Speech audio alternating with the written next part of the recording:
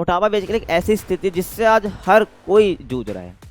अगर आप western country में चले जाओ, जैसे कि यूएस जैसी कंट्री, तो वहाँ तो आपको हर एक तीसरा व्यक्ति आपको मोटापे का शिकार होता हुआ दिखेगा ही दिखेगा।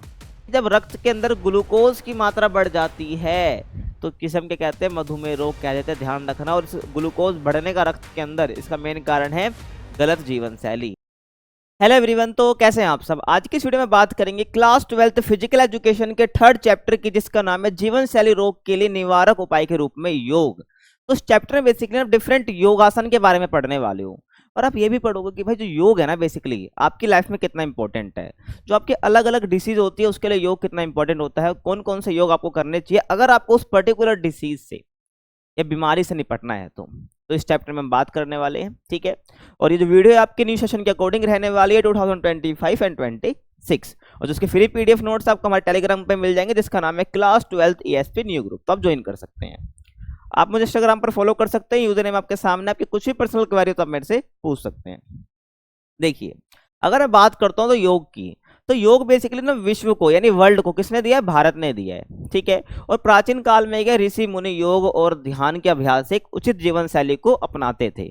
तो यानी एंशिएंट टाइम पे जो अपने भाई ऋषि मुनि हो गए, तो बेसिकली ध्यान के अभ्यास से वो बेसिकली अपनी एक अच्छे लाइफस्टाइल को वो अपनाते थे, ठीक है। और योग शब्द की मैं बात करूं तो योग शब्द जो है संस्कृत भाषा के युद्ध शब्द से निकला है। कहाँ से निकला है, युद्ध शब्द से निकला है, ठीक है। ध्यान रखना, ये एमसीक्यू के लिए इंपॉर्टेंट है, वैसे अपने 11th में ही पढ़ा था। तो योग शब्द बेसिकली संस्कृत शब्द के युद्ध शब्द से बना है, ठीक है। आप कह सकते हो युद्ध धातु से लिया गया, आप ये भी कह सकते हो, जिसका अर्थ होता है बेसिकली जोड़ना या मिलाना, ठीक है भाई। ध्यान रखना, तो युद्ध का मतलब क्या हो गया, जोड़ना या मिलाना। समझ आ गया। तो ये बेसिक इंट्रो था योग के बारे में। देखिए, अब योग क्या है, बेसिकली एक संपूर्ण जीवन शैली है, ठीक है। योग बेसिकली आपकी लाइफ का एक पार्ट है जो कि आपकी लाइफ स्टाइल में ऐड होना चाहिए, ध्यान रखना। तो इसलिए योग क्या एक संपूर्ण जीवन शैली है, और जिसमें क्या है, जिससे व्यक्ति को अपने मन, मस्तिष्क और स्वयं पर नियंत्रण करने के लिए सहायता मिलती है। तो कहने का मतलब है योग एक ऐसी चीज है ना भाई, योग बेसिकली क्या है, योग करने से मन, मस्तिष्क, आपको जो खुद है यानी स्वयं पर क्या नियंत्रण करने में, खुद पर कंट्रोल करने में आपको सहायता या हेल्प मिलती है। तो ध्यान रखना, इसलिए बोला जाता है कि अगर आप योग कर रहे हैं ना, तो आपको बेसिकली क्या होगा, आपके मन को आप खुद पर कंट्रोल कर पाओगे, समझ रहे हो। तो ध्यान रखना है। नेक्स्ट मैं बात करूं, और हम सभी को क्या अपने जीवन में योग और प्राणायाम को अपनाना चाहिए। बेसिकली प्राणायाम क्या है, ऐसे पढ़ रखा है अपने 11th में। प्राणायाम बेसिकली होता है अपनी जो सांस है, जो ब्रीथिंग है, उस पर बेसिकली क्या करना, कंट्रोल रखना, ठीक है। जो हम एक्सेल इनहेल करते हैं तो उसी को हम बेसिकली प्राणायाम कहते हैं, ध्यान रखना।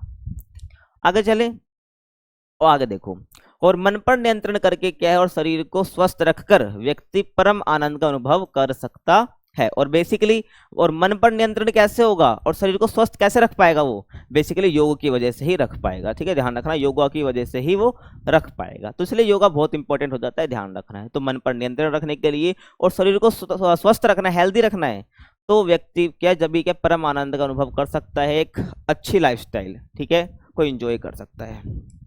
एक अच्छी लाइफस्टाइल को क्या कर सकता है, एंजॉय कर सकता है। समझ आ गया। आगे बात करूं तो इसी प्रकार के ये माना जाता है कि योग सभी प्रकार के दुख और पीड़ा को नष्ट कर देता है। समझ आया योग के बारे में कि योग क्यों जरूरी है, योग हमें क्यों पढ़ना चाहिए और क्यों अपने जीवन में उतारना चाहिए। आगे हम बात करते हैं। देखो भाई, अब योग की इंपॉर्टेंस और उसके बेनिफिट्स की हम बात कर रहे होंगे, यानी योग का महत्व क्या है और उसके लाभ क्या है। देखिए, अगर मैं योग के महत्व की बात करता हूँ तो योग बेसिकली ये करता है भाई, शरीर को मजबूत बनाता है। आपने देखा होगा भाई, जो भी अपनी लाइफ में योगा करता है, योग करता है, तो उसका जो शरीर होता है बहुत मजबूत होता है। तो शरीर मजबूत करने के लिए योग बहुत इंपॉर्टेंट हो जाता है। नेक्स्ट मैं बात करूँ, जो योग है बेसिकली शरीर को शुद्ध करता है, ठीक है। तो योग बेसिकली आपके शरीर को शुद्ध करता है, आपको ध्यान रख लेना है। उसके बाद योग हमारी आसन विकृति को ठीक करता है, ठीक है। आपने सेकंड चैप्टर में पढ़ा कि हमारे डिफरेंट आसन से संबंधित क्या होती है, बीमारी होती है, जैसे कि भाई मैंने स्कोलियोसिस पढ़ा, काइफोसिस पढ़ा, ठीक है, चपटे पैर पढ़े। तो ये आपको डिफरेंट आसन विकृति होती है, आपको पता है। तो योग हमारी क्या करता है भाई, आसन विकृति को ठीक करता है। अगर हमें कोई भी आसन विकृति है तो उसको हम योग के माध्यम से ठीक कर सकते हैं। तो उस चैप्टर में मैंने तुमको बताया भी था कौन कौन से योग से हम कौन कौन से आसन विकृति ठीक कर सकते हैं। तो योग बेसिकली क्या हमारी आसन विकृति को ठीक करता है। तो योग काफी इंपॉर्टेंट हो जाता है यहाँ पर। नेक्स्ट बात करूं, योग के द्वारा क्या शरीर में लचीलापन बढ़ता है, यानी फ्लेक्सिबिलिटी बढ़ती है। तो योग आप करते हैं तो आप ऑटोमेटिकली क्या हो जाएंगे, फ्लेक्सिबल हो जाएंगे, ठीक है। तो ध्यान रखना है। तो फॉर फ्लेक्सिबिलिटी जो है अपना योग बहुत इंपॉर्टेंट हो जाता है। समझ आ गया। नेक्स्ट मैं बात करूं, योग बेसिकली जो है मोटापे को कम करने में मदद करता है, ठीक है भाई। अगर आपको ओबेसिटी है ओबेसिटी अपना टॉपिक पे ध्यान रखना है इस चैप्टर में। तो अगर आपको मोटापा है ना, तो योग करने से आपका मोटापा भी कम हो सकता है, ध्यान रखना है। तो योग मोटापे को कम करने में भी मदद करता है, आपको ध्यान रख लेना है। और योग मनुष्य को स्वास्थ्य को सुधारता है, यानी जो योग है ना, बेसिकली जो ह्यूमन है, जो मनुष्य है, उसके स्वास्थ्य को यानी हेल्थ को भी क्या इंप्रूव करता है, सुधारता है। समझ आ गया? लास्ट और बच गया, योग बेसिकली जो है मानसिक तनाव को भी कम करता है। जो आपका योग है, ठीक है, अगर अपने जीवन में आप योग को अपना रहे हो डेली, योग मतलब कि डिफरेंट आसन, समझ रहे हो ना, तो अगर आप इसको कर रहे हो तो आपका जो मानसिक तनाव है ना वो कम होता है, ध्यान रखना। जब भी लोग बोलते हैं ध्यान लगाइए, प्राणायाम कीजिए, ये सब क्या भाई योगा का ही पार्ट है, ध्यान रखना है। तो योग बेसिकली मानसिक तनाव को भी कम करता है। तो ये सब आप बता सकते हो योग का महत्व और लाभ के अंदर, है ना। देखो भाई, अपना जीवन शैली से संबंधित, जीवन शैली मतलब लाइफस्टाइल, तो जीवन शैली से संबंधित कुछ रोग होते हैं। क्या होते हैं? कुछ रोग होते हैं जो कि आपके सामने हैं और ये आपको पढ़ना है। ठीक है, क्या पढ़ना है भाई? मोटापा पढ़ना है। मोटापे को खत्म करने के लिए, मोटापे से निजात पाने के लिए कौन कौन से योग आसन आपको करने चाहिए, इसके बारे में हमें पढ़ना है। ऐसे मधुमेह के बारे में, अस्थमा, उच्च रक्तचाप और पीठ दर्द और गठिया। तो ये 5 बेसिकली क्या है, जीवन शैली से जुड़े हुए रोग हैं जो कि एक ह्यूमन लाइफ में हमें देखने को मिलते हैं। और जो योग नहीं करते बेसिकली उनको, ठीक है, इसको ठीक करने के लिए कौन कौन से योग होते हैं उसको भी डिस्कस आगे हम करेंगे। देखो भाई, तो मोटापे की बात करूं तो मोटापे के अंदर ये सारे योग आसन आ जाएंगे जो आपको पढ़ने हैं आपके सिलेबस के अंदर, जैसे कि आपका तड़ासन, कटी चक्रासन, पवन मुक्तासन, मत्स्यासन, हलासन, पश्चिमोत्तानासन, अर्ध मत्स्येंद्रासन, धनुरासन, उष्ट्रासन, सूर्य वेदन प्राणायाम। तो समझ रहे हो, ये क्या आपके मोटापे से रिलेटेड कुछ कुछ नहीं, यही पूरे क्या है जो आपके सिलेबस में दे रखे हैं तो आपको पढ़ने हैं। अब ऐसे ही आपका अगला आ जाएगा भाई मधुमेह। तो मधुमेह बेसिकली देखो ये रहा। अब कुछ कुछ ना भाई, देखो कुछ योगासन इसमें भी हैं तो कुछ इसमें भी है, तो हम रिपीट नहीं कर रहे होंगे। जो हमने मोटापे में पढ़ लिया और वही इसमें अगर आ रहा होगा तो उसको हम नहीं देखेंगे, इसके अंदर ध्यान रख लेना है, ठीक है भाई। तो मधुमेह की बात करूँ तो कटी चक्रासन, पवन मुक्तासन, भुजंगासन, आपका सलभासन आ जाएगा, धनुरासन आ जाएगा, सुप्त वज्रासन आ जाएगा, पश्चिमोत्तानासन आ जाएगा। तो ऐसे आप सारे देख सकते हो, ठीक है, वैसे भी डिस्कस हम आगे कर रहे होंगे। ऐसे आपका अस्थमा आ जाएगा। अस्थमा आपके सांस से रिलेटेड यानी कि आपकी ब्रीथिंग से रिलेटेड प्रॉब्लम है, डिसीज है, ध्यान रखना है। देखो भाई, अस्थमा के अंदर कौन कौन सा आ जाएगा? तड़ासन आ जाएगा आपका, ऊर्ध्व हस्तोत्तासन आ जाएगा आपका, उतान मंडूकासन आ जाएगा, भुजंगासन आ जाएगा, धनुरासन, उष्ट्रासन, वक्रासन, कपाल भाती, गोमुखासन, मत्स्यासन, ऐसे ही सोन। समझ आ गया? तो 3 हुई हैं अभी, तो 3 आपके रोग हुए हैं। उसके बाद है उच्च रक्तचाप, यानी जो ब्लड प्रेशर आपका होता है। तड़ासन, कटी चक्रासन, उतान पदासन, ठीक है भाई, हलासन हो गया आपका, सरला मत्स्यासन हो गया, गोमुखासन हो गया, उतान मंडूकासन हो गया। तो ऐसे आप सब ये देख सकते हो जो आपको उच्च रक्तचाप के अंदर पढ़ने हैं। चैप्टर बहुत बड़ा है ये, तो आपको ध्यान से समझने पर काफ़ी इंपॉर्टेंट भी है। यहाँ से फिजिकल के एग्जाम में यहाँ से 5 मार्क्स का क्वेश्चन तो जरूर बनने वाला है इससे, और बनता है, ध्यान रखना। और कोई बीमारी दे देगा और उससे संबंधित कोई भी 2 योग आपको कर लिखने होते हैं, उसकी विधि लिखनी होती है, और ध्यान से सुनो। और एमसीक्यू भी बनता है यहाँ से, और शॉर्ट क्वेश्चन ही बनते हैं। तो ये चैप्टर तुम्हारे लिए बहुत इंपॉर्टेंट हो जाता है। समझ आ गया? तो उच्च रक्तचाप हो गया आपका। उसके बाद है पीठ दर्द और गठिया, जिसके अंदर आपको ये सब पढ़ने हैं, ठीक है। कौन कौन से देख लो। तड़ासन, ठीक है भाई, ऊर्ध्व हस्तुतासन और अर्धचक्रासन, उष्ट्रासन, वक्रासन, सरला मत्स्येंद्रासन। तो ये आपका क्या हो जाएगा? पीठ दर्द और गठिया के लिए हो जाएंगे। एक और आपका रह जाएगा ये वाला, क्या? भुजंगासन, गोमुखासन, भद्रासन, मकरासन, नाड़ी शोधन प्राणायाम। तो ये आपके टोटल क्या है, पीठ दर्द और गठिया के लिए है। ये उच्च रक्तचाप के, यानी कि आपका जो ब्लड प्रेशर होता है, ठीक है, आपको मैंने बता दिया। और पीछे आपको मैंने ये भी बता दिया था, कौन सा? अस्थमा आपके ब्रीथिंग से रिलेटेड है, मधुमेह आपकी डायबिटीज हो गया, और मोटापा यानी ओबेसिटी हो गया। तो सबको आपको पता होना चाहिए भाई किसका मतलब क्या होता है, बारी बारी करके हम देखेंगे। तो जीवन शैली से संबंधित रोग मैंने बता दिया कौन कौन से हैं आपको। अस्थमा हो गया आपका, और आपका उच्च रक्तचाप हो गया, और आपका पेट दर्द और गठिया हो गया। अब हम बात करेंगे भाई मोटापे की, ठीक है। क्या? मोटापे की। बताना आप में से कौन कौन मोटापे का शिकार है। ध्यान रखना, आपको पता है मोटापा अगर आपको है या नहीं, कैसे पता चलेगा? आपने बीएमआई के बारे में पढ़ रखा है। Obesity, obesity stage 1st, 2nd, 3rd, मैंने 11th में आपको बताया था, तो वहाँ आपको पता होना चाहिए। तो मोटापा, ठीक है भाई, तो देखो एक बार इसको। तो ये बेसिकली किसका शिकार है? ये स्थूलता का शिकार है, यानी कि मोटापे का शिकार है, ठीक है। ये क्या है? इसकी चर्बी है, फैट है ना। तो ये मोटापे का शिकार है। तो इसी की बात हम करने वाले हैं। देखो भाई, तो मोटापे की बात करूँ ना, तो मोटापा बेसिकली एक ऐसी स्थिति जिससे आज हर कोई जूझ रहा है। अगर आप वेस्टर्न कंट्री में चले जाओ, जैसे यूएस जैसी कंट्री, तो वहाँ तो आपको हर एक तीसरा व्यक्ति आपको मोटापे का शिकार होता हुआ दिखेगा ही दिखेगा। इंडिया में भी, लेकिन यूएसए में ज़्यादा है, तो अगर वेस्टर्न साइड में थोड़ा जाते हैं तो देखिए भाई, मोटापा एक ऐसी स्थिति है जिससे क्या है, जिसमें हमारे शरीर में वसा की मात्रा यानी फैट की मात्रा क्या बढ़ जाती है, समझ रहे हो। और मोटापे के कारण क्या बहुत सी बीमारियां हमारे शरीर को घेर लेती है। आपने सुना होगा ना भाई कि अगर आप मोटे हो ना तो आप क्या बीमारियों का घर है, आप क्या हो, बीमारियों का घर हो। क्योंकि मोटापा शरीर जब जब मोटापा आपको हो जाता है, आप मोटापे के शिकार हो जाते हो, तो कहने का मतलब है कहीं ना कहीं बीमारी आपके अंदर अंदर बनने लग जाती है। तो ध्यान रखा, तो काफ़ी बीमारियां क्या हमारे शरीर को घेर लेते हैं मोटापे के कारण। जैसे आपके भाई मधुमेह हो जाएगी, उच्च रक्तचाप हो जाएगी, जोड़ों का दर्द इत्यादि। तो ये सब भी क्या मोटा देखो, हमें सब पढ़ना है मधुमेह वगैरह ये सब, तो मोटापे के कारण आपको ये सब भी देखने को मिल सकता है। उच्च रक्तचाप, जोड़ों का दर्द, ये सब समझ आ गया। अब देखो भाई, मोटापे से बचना है तो बहुत सारे आपको योगासन आने चाहिए। कहने का मतलब आप ये कर सकते हो, जो कि सजेस्टेड है आपके लिए, ठीक है। जैसे कि तड़ासन हो गया, आपका कटी चक्रासन हो गया, पवन मुक्तासन हो गया, हलासन, मत्स्यासन, आपका पश्चिमोत्तानासन, ठीक है, यहाँ पर टाइपिंग मिस्टेक है, पश्चिमोत्तानासन है। उसके बाद आपका अर्ध मत्स्येंद्रासन, धनुरासन और उष्ट्रासन। तो ये आपके बेसिकली क्या है, मोटापे से बचने के लिए कुछ आसन है, ध्यान रखना है। तो देख लो भाई, यही मैंने आपको बताए हैं, ठीक है, ध्यान रखना है। तो पहले हम बात करेंगे भाई तड़ासन की। तो देखो भाई, तड़ासन में से हम क्या बात करेंगे, आपको इमेज दिखाऊंगा। आपको विधि अगर बताने लग गया ना तो भाई चैप्टर बहुत बड़ा बनेगा। तो आपको बस इमेज दिखाऊंगा, इमेज से आपको समझ आ जाएगा भाई करते कैसे, तो आप इसको खुद अपनी लैंग्वेज में लिख सकते हो, समझ रहे हो ना। तो तड़ासन क्या है बेसिकली, इसकी हम बात करेंगे, इसके लाभ महत्व सबकी बात हम कर रहे होंगे। तो देखिए भाई, तड़ासन कुछ इस प्रकार से किया जाता है, आप देख सकते हो। अपने दोनों हाथ पहले सीधा खड़े होकर अपने दोनों हाथों को ऐसे उठाया जाता है, ऐसे करा जाता है, और ऐसे पूरा करके अपने पंजों को ऐसे उठाया जाता है, ठीक है। आप ऐसे कर सकते हो। तो तड़ासन हो गया, तो आप इस वीडियो में देख सकते हो जैसे कि इसमें करा जाता है, ठीक है, ध्यान रखना है आपको। तड़ासन आपने देख लिया है, ठीक है। इस प्रकार से कुछ तड़ासन करा जाता है, ध्यान रखना। अपने पंजों को यहाँ से उठाना है और अपने पूरी बॉडी को ऊपर की साइड स्ट्रेच करना है, और ऐसा आपको करना है, ठीक है। आपका ये वाला हाथ ऊपर रहेगा, ऐसे करने के बाद तो आपका तड़ासन हो जाएगा। नेक्स्ट मैं बात करता हूँ, देखो भाई, तड़ासन हम पढ़ रहे हैं, तो तड़ासन क्या है, एक ऐसा आसन है जिसका अभ्यास करने से शरीर जो है ताड़ के वृक्ष की जैसा लगता है, ठीक है। इसलिए कैसे तड़ासन का नाम दिया गया है, ध्यान रखना भाई। तड़ासन क्यों नाम दिया गया इसको, क्योंकि ताड़ के वृक्ष जैसा मजबूत बन जाता है आपका शरीर जब आप इसको करते हैं, तो समझ आ गया।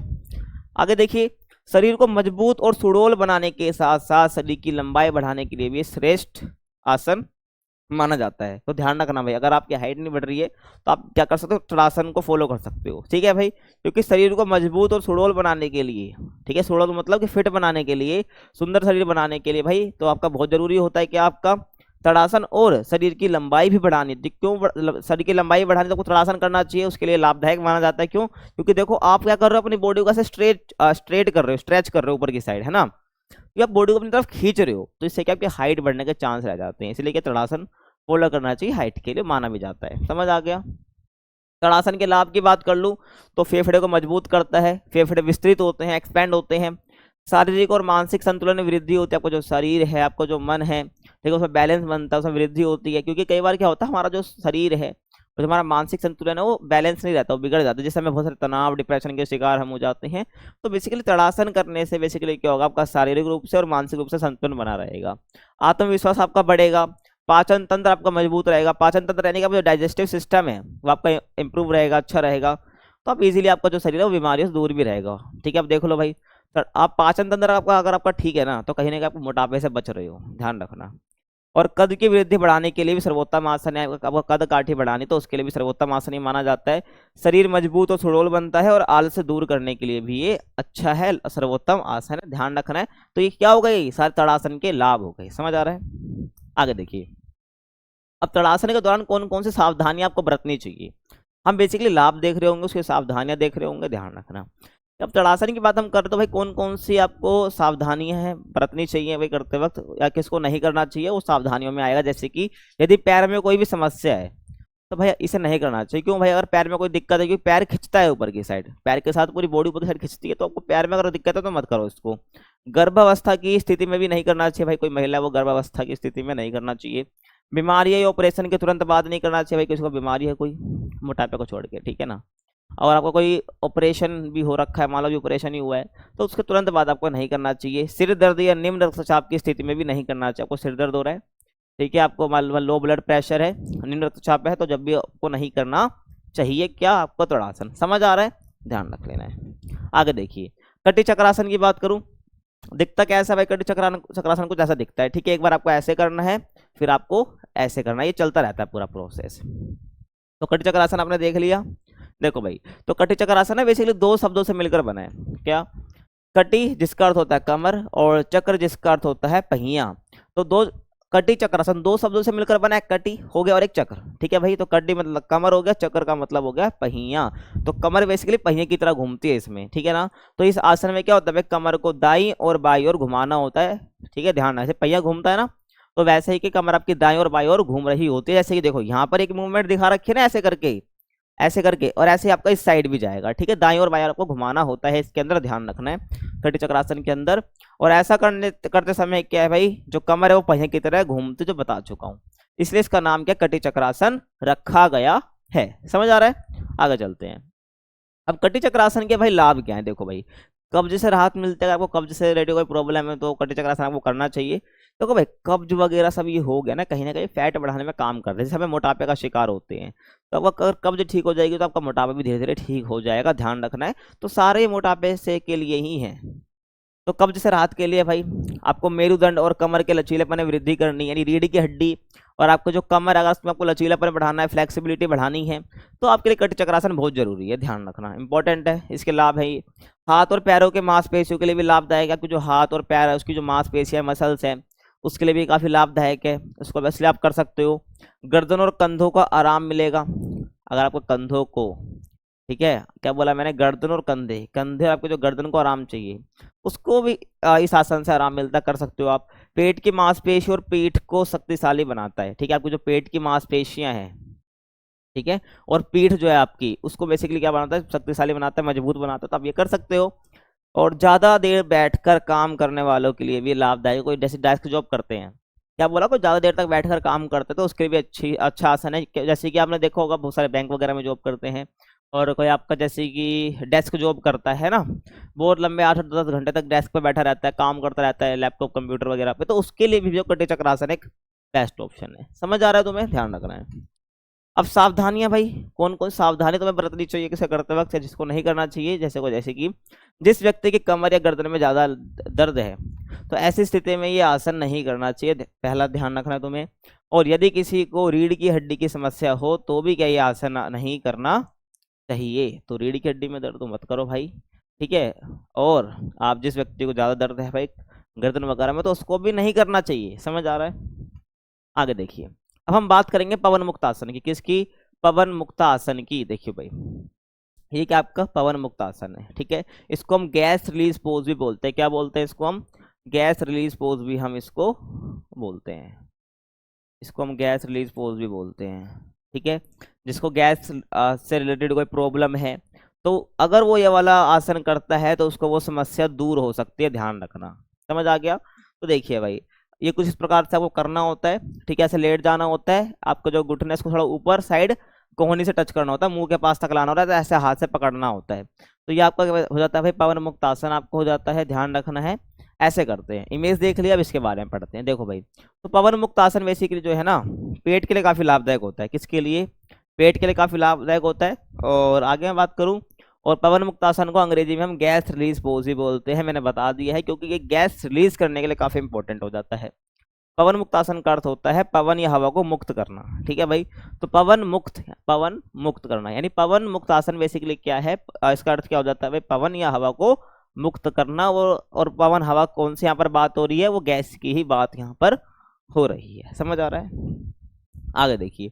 अगर मैं पवन मुक्त आसन की बात करूं, उसके लाभ क्या क्या हो जाते हैं, तो कब्ज से राहत, पेट को आराम आपको मिल जाता है, गैस की समस्या में राहत देता है बेसिकली, इससे बाल मजबूत होते हैं, ठीक है। और शरीर को चुस्त रखता है, और घुटने और जोड़ों को भी मजबूत ये बनाता है। और पेट की मांसपेशियों को शक्तिशाली बनाता है। सीधी सी बात है भाई, आपने देखा कैसे होता है, तो पेट की जो मांसपेशियां होती हैं स्टमक की, वो ज़्यादा अच्छी हो जाती हैं। और इसमें क्या, रक्त का संचार हृदय और फेफड़ों की ओर बढ़ता है, ध्यान रख लेना है। ठीक है, आपका जो रक्त का सर्कुलेशन है वो पूरी बॉडी में तो होता ही आपको पता है, तो इससे क्या है, इसमें रक्त का संचार क्या आपका हृदय और फेफड़ों की ओर बढ़ता है। समझ आ गया, क्योंकि इंपॉर्टेंट होना चाहिए। समझ आ गया। आगे देखो भाई, सावधानियां भी देखनी जरूरी है कि भाई कौन कौन सी सावधानियां बरतनी हमें चाहिए। जैसे कि जिसके कमर में दर्द हो उसे ये नहीं करना चाहिए। पता चल रहा है कमर में दर्द है, करने बैठा और कुछ ही हो गया, हड्डी बोल गई, कड़ कड़ कड़ ऐसे करके। ठीक है भाई, तो समझ आ गया तुम्हें। और जिसके घुटने और जोड़ों में दर्द हो उसे भी ये नहीं करना चाहिए। और आगे मैं बात करूं भाई, खाना खाने के तुरंत बाद भी ये नहीं करना चाहिए, ध्यान रखना है। खाना खा लिया उसके कुछ देर बाद, करीब कुछ आधे घंटे बाद करना चाहिए। और गर्भवती महिला को नहीं करना चाहिए, सीधी सी बात है, कौन करेगा, है ना। और जिसके गर्दन में दर्द हो उसे भी नहीं करना चाहिए। अगला है भाई अपना मत्स्य आसन। क्या, मत्स्य आसन कुछ इस प्रकार का दिखता है, देखो ये आपका मत्स्य आसन है। आपको ऐसे करना होता है, लेट जाओ पहले तो पूरा, ठीक है, घुटने मोड़ लो पीछे की साइड, और छाती जो है बीच से उठाओ उसको ऐसे, जैसे को जैसे इसमें उठा रहा है ना, तो छाती इसमें उठाओ, जो ये हाथ ही पीछे अपने कूल्हे को टच करवाने इसमें होते हैं। तो क्या हो जाएगा आपका, ये मत्स्यासन कुछ इस प्रकार से करा जाता है, देख लो। ठीक है, तो मत्स्यासन योग करते समय शरीर का आकार मछली की तरह दिखता है। ऐसी बात है, मछली की तरह तो दिख रहा है ये, तो ध्यान रखना है। तो मत्स्यासन, इसलिए देखो मत्स्यासन, मत्स्य मतलब मछली ही होता है, तो मत्स्यासन बेसिकली योग करते समय शरीर का आकार मछली की तरह हो जाता है, और जिस कारण इसे क्या है, मत्स्यासन, और अंग्रेजी में फिश पोज इसे कहा जाता है। समझ आ रहा है, ध्यान रखना है। और कमर और गले से संबंधित समस्या वाले लोगों के लिए ये एक श्रेष्ठ आसन है। मतलब जिसको कमर या गर्दन यानी गले से रिलेटेड कोई समस्या है तो उसके लिए बेस्ट माना जाता है। ध्यान रखना है, क्या, मत्स्यासन। समझ आ गया। आगे देखो, अब मत्स्यासन के लाभ की बात हम करते हैं। देखो एक चीज बताऊं तुम्हें, लगभग जितने भी योग तुम्हें बता रहा हूँ ना, लगभग सबके क्या जो लाभ है ना, लगभग सेम है। तो कभी तुम सोच रहे हो यार मत्स्यासन का क्या होगा, तुम्हें जो दिमाग में आ रहा है ना वो तुम लिख सकते हो, क्योंकि जो हम योगासन करते हैं ना कहीं उसके जो लाभ होते हैं, बेनिफिट होते हैं, कहीं ना कहीं सिमिलर होते हैं, लगभग सिमिलर होते हैं। ठीक है, ध्यान रखो, लिख सकते हो। देखो जैसे मत्स्यासन है तो रीढ़ की हड्डी, घुटने के जोड़ मजबूत होते हैं। इससे देखो अब यही रीढ़ की हड्डी वाला, घुटने के जोड़ वाला मैंने पीछे ही बताया तुम्हें, है ना। तो लिख सकते हो। श्वास रोग को दूर भगाता है। आपको मान लो कोई भी श्वास रोग यानी अस्थमा जैसी कोई प्रॉब्लम है तो उसको दूर भगाता है। फेफड़े मजबूत होते हैं, कमर दर्द में आराम आपको मिल जाता है। और आगे सुनिए, घुटनों का दर्द कम होता है, थायराइड हो गया आपका, मधुमेह, अग्नाशय और पाचन प्रणाली में भी लाभ मिलता है आपको क्या करने से, मत्स्यासन करने से। ध्यान रखना। पेट के रोगों में उपयोगी होता है। आपको पेट से रिलेटेड कोई भी डिसीज है, योग रोग है, तो उसके लिए भी इंपॉर्टेंट है। और पेट पर जमी अतिरिक्त चर्बी कम करता है, जब भी तो भाई पढ़ रहे हैं, पेट में जमी जो अतिरिक्त चर्बी है, फैट है, उसको भी कम करने में मदद करता है आपका मत्स्यासन। और आगे देखिए, और जो आपके हार्मोन है, ठीक है, ये हार्मोन्स नहीं होगा, हार्मोन होगा। और हार्मोन का उचित मात्रा में स्राव होता है, यानी जो भी हार्मोन्स जिस पर्टिकुलर की चीज के लिए जरूरत है हमारी बॉडी के अंदर, तो वो हार्मोन का उचित मात्रा में स्राव होता है। अगर नहीं हो रहा होता है तो पहले तो मत्स्यासन करके क्या है, जो हार्मोन्स आपके उचित मात्रा में उनका स्राव हो सकता है, सिक्रेशन हो सकता है। समझ आ गया। अब सावधानी की मैं बात कर लूँ, कौन कौन से सावधानी आपको बरतनी चाहिए, मतलब कि कौन कौन सावधानियां, मतलब कि जिसको नहीं करना चाहिए या करते वक्त भी क्या ध्यान रखना चाहिए, उसको हम सावधानियां कहते हैं। देखो भाई, तो जिसके घुटनों में दर्द हो उस स्थिति में ये आसन नहीं करना चाहिए भाई, ध्यान सुन लो, घुटनों में दर्द है तो नहीं करना चाहिए। यदि स्लिप डिस्क या रीढ़ की हड्डी में समस्या है तो भी भाई ये आसन नहीं करना चाहिए। समस्या मतलब कि कोई गहरी समस्या होनी चाहिए, हल्का हल्का दर्द है तो कोई कर सकते हो, ध्यान रखना है। ठीक है भाई, नहीं करना चाहिए। और हलासन की बात हम कर ले। देखो भाई, तो हलासन ना बेसिकली दो शब्द से मिलकर बना है, हल और आसन। समझ आ गया। तो दो शब्दों से मिलकर ये बना है, हल प्लस आसन से मिलकर ये बना है।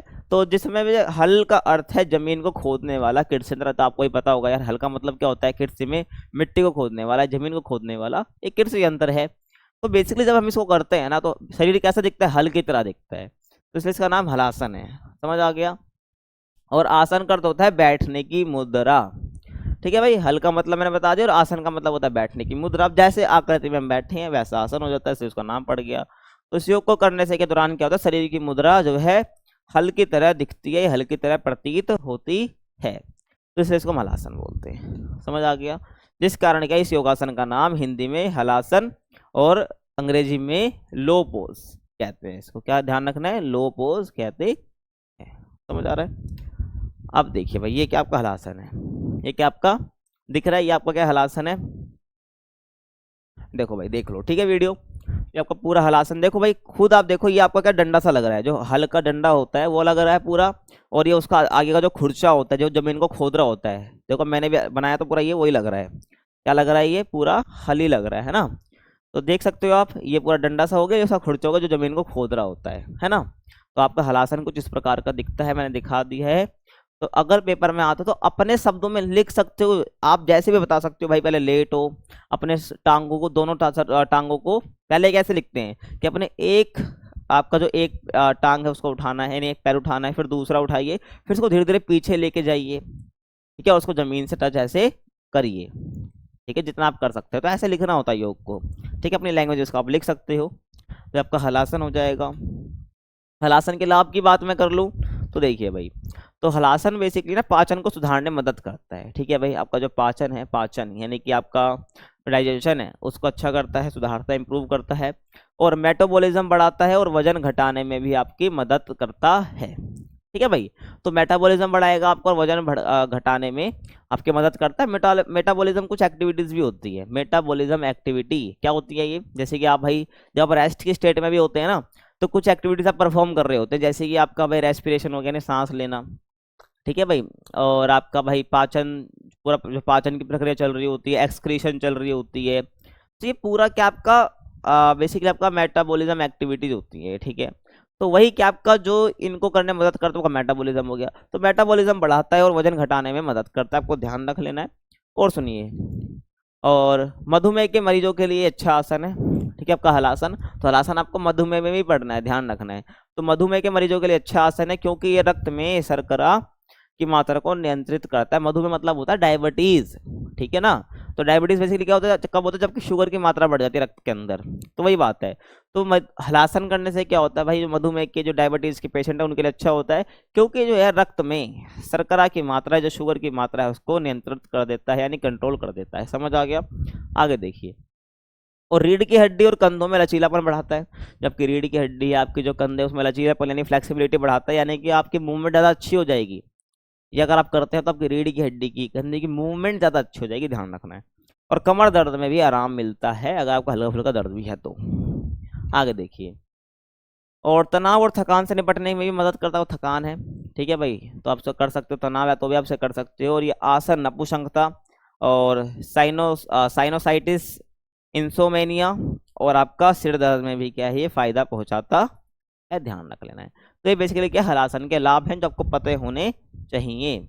सावधानियों की बात कर लूं, देखो भाई, तो गर्दन में चोट की स्थिति में आपको हलासन का अभ्यास नहीं करना चाहिए। पता चल रहा है चोट और बिगड़ गई है ना, तो भाई गर्दन में अगर चोट है तो आपको नहीं करना चाहिए हलासन। और उच्च रक्तचाप या अस्थमा की स्थिति में भी नहीं करना चाहिए। देखो भाई, अगर आपको हाई ब्लड प्रेशर है, अस्थमा की प्रॉब्लम है भाई, तो आपको नहीं करना चाहिए, इसको अवॉइड करना चाहिए, ठीक है भाई। अब आता है अपना पश्चिमोत्तानासन। क्या आता है भाई पश्चिमोत्तानासन, आप देखो कुछ इस प्रकार का आपका पश्चिमोत्तानासन दिखता है। ये तो मैं गारंटी लेता हूँ, ये तो आपने बचपन में कभी ना कभी करा होगा, कि भाई बचपन दोस्तों से बोला होगा, भाई बता, बैठ के तो अपने पैर को छू सकता है बैठ के, बताओ, बोला ही नहीं बोला। हर कोई बच्चा बोलता है कि भाई बैठो भाई, देखो कौन कौन अपने पैर छू सकता है। मैंने भी पूछा था, ठीक है, इसलिए बता रहा हूँ। तो पश्चिमोत्तानासन क्या होता है भाई, बैठ जाओ और ऐसे करके क्या, बिना घुटने मोड़े उठाए, ठीक है, घुटने नहीं उठाने होते, और क्या करना है, अपने घुटनों को ऐसे सॉरी, पैरों को, पंजों को छूना होता है। समझ आ गया। तो पश्चिमोत्तानासन है। तो भाई पश्चिमोत्तानासन वह आसन होता है जब हम बैठकर आगे की तरफ झुकते हैं, ठीक है, बैठकर आगे की तरफ हम झुक रहे हैं। और पश्चिमोत्तानासन के बहुत से लाभ है, जैसे कि क्योंकि हमारे शरीर के जो पिछले भाग को पूरी तरह से खींचता है, ठीक है, इसके बहुत सारे लाभ होते हैं। क्योंकि जो हमारा शरीर का जो पिछला हिस्सा होता है ना, ये वाला पूरा शरीर पीछे की तरफ से या आगे की तरफ खिंच रहा होता है, यानी पीछे का पूरा हिस्सा खिंच रहा होता है आगे की तरफ, ठीक है, ध्यान रखना। समझ आ गया। आगे देखो, तो आप कुछ देखो भाई, ये होता है आपका पश्चिमोत्तानासन, ध्यान से देखो, ऐसे करा जाता है। ये ऐसे भी कर सकते हो।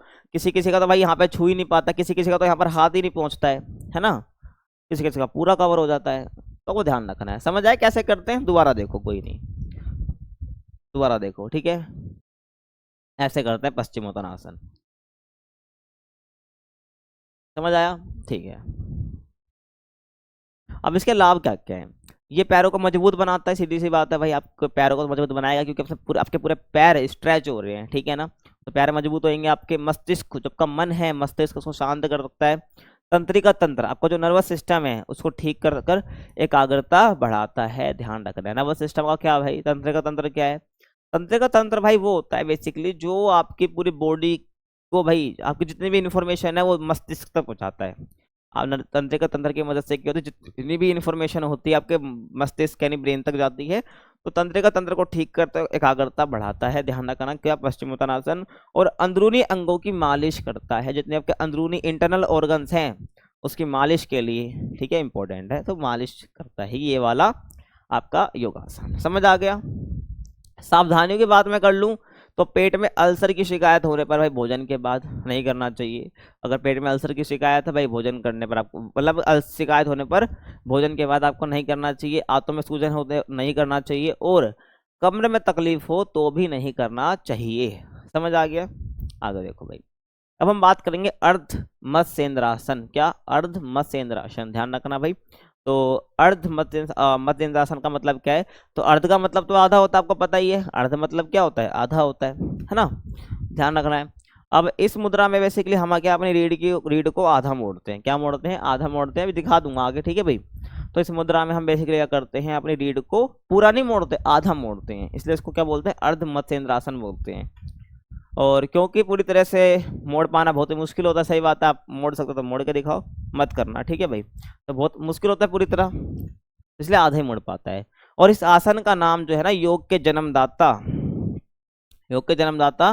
मत्स्येंद्रनाथ, ठीक है, गाथ नहीं नाथ होगा, ठीक है, ध्यान रखना। अगर तुम्हारी बुक में भी गाथ रखा है तो हटा देना, मत्स्येंद्रनाथ, ठीक है। तो ये आसन का जो नाम है योग के जन्मदाता मत्स्येंद्रनाथ के नाम पर पड़ा है, ठीक है।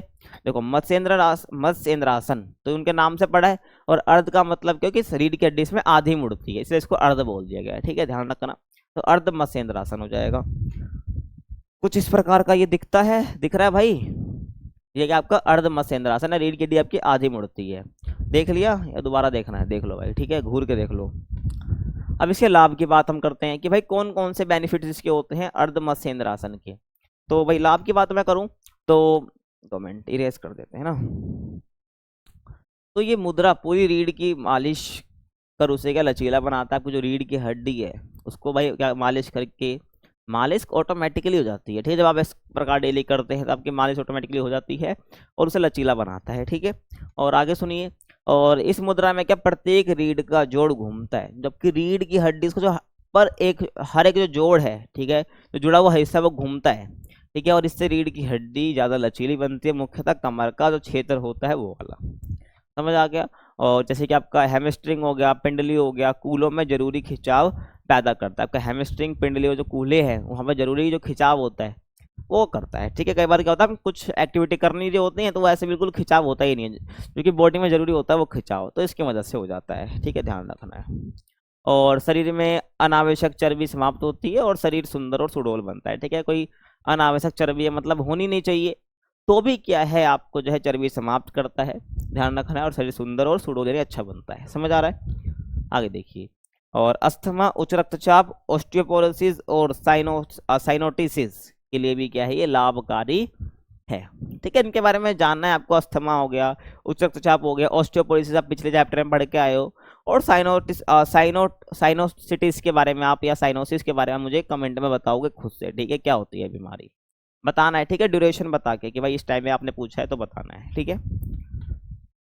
सावधानियों की बात करूं तो इस आसन को तब तक ही करें जब तक इसे आसानी से आप कर सकते हैं। अगर आपसे नहीं हो रहा तो भाई मत करो, ठीक है। यदि दर्द महसूस होता है तो भाई इसे हम रोक दो वहीं पर ही, पता चल रहा है यू करते करते करते करते आवाज ही आ गई है ना। तो इसलिए भाई अगर हो रहा है तो अगर फ्लेक्सिबल हो पा रहे तो ही करना है, वरना नहीं करना है, प्रॉब्लम हो सकती है। तो सावधानियों का ध्यान रखना है। अब हम बात करते हैं भाई क्या धनुरासन, क्या भाई धनुरासन की बात हम करते हैं। तो देखिए ये आसन करने के दौरान क्या होता है, शरीर की मुद्रा धनुष के समान दिखाई देती है, तो इसलिए इसे क्या कहा जाता है, धनुरासन कहा जाता है। समझ आ रहा है? ध्यान सुनना। तो देखिए भाई धनुरासन कुछ इस प्रकार का होता है, धनुरासन, ठीक है। तो शरीर का बिल्कुल धनुरासन जैसा ही तो है। यहाँ पर एक धागा बांध देता हूं मैं, ठीक है, और यहाँ से मैं एक तीर चला देता हूँ, देख लो भाई, चल नहीं जाएगा, वही बात है। तो इसलिए क्या इसको धनुरासन बोला जाता है, ध्यान रखना है। क्योंकि इसमें शरीर की जो आकृति है वो धनुरासन जैसी दिखती है, धनुष जैसी दिखती है, तो इसलिए वो धनुरासन हम बोलते हैं। देखो भाई, ठीक है भाई, ऐसा हो गया, देख लो। अब पूरा धनुष बनेगा, जो धागा मैंने पहले लगाया था, अब तुम यहाँ पे पहले ऑलरेडी हाथ बांध दिया तो लग गया, तो पूरा ही आपका धनुरासन का हो जाता है। ऐसे छोड़ देना है और ऐसे बार बार करना है। समझ आ गया धनुरासन क्या होता है। अब ये दूसरा हो गया, इससे मत देखो, ठीक है, धनुरासन वही था, मैंने बता दिया। अब देखो भाई, धनुरासन के लाभ क्या क्या है।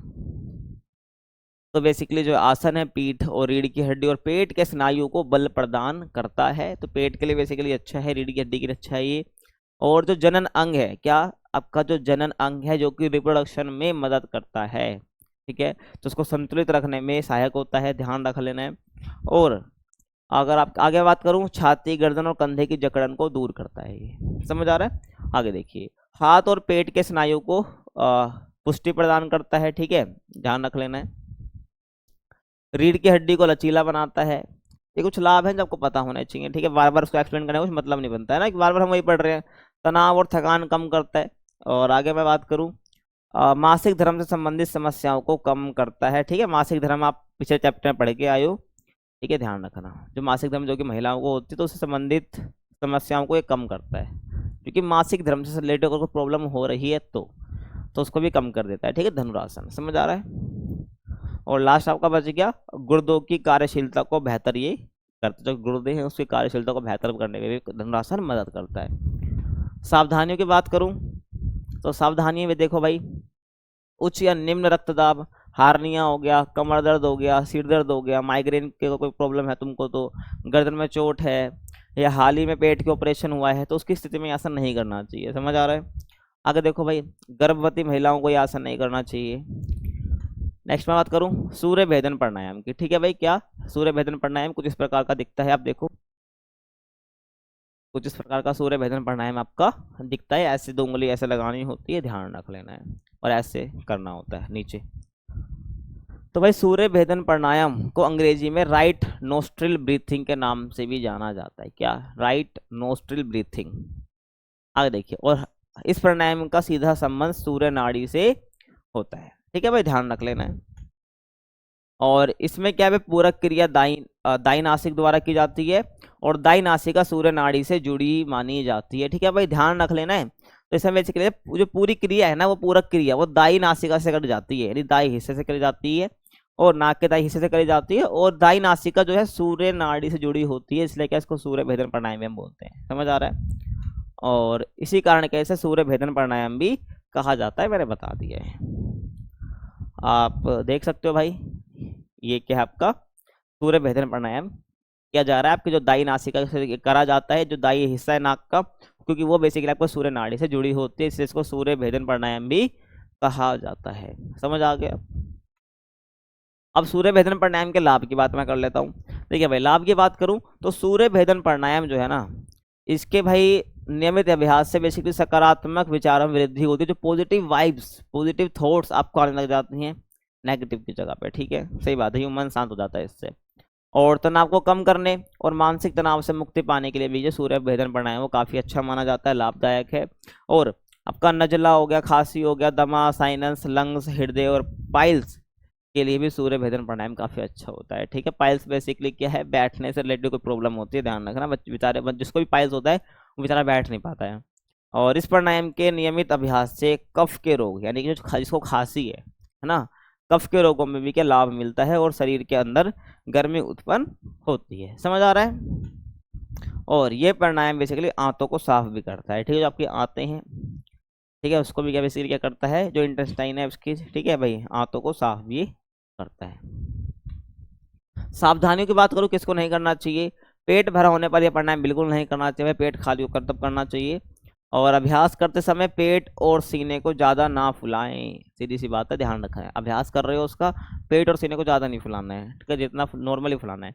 श्वास पर नियंत्रण रखकर ही पूरा क्रिया करें, यानी कि जो आपका सांस है ना, सांस, ब्रीथ, उस पर नियंत्रण करके ही आप क्या इसको जो सूर्य भेदन प्राणायाम इसको करिए।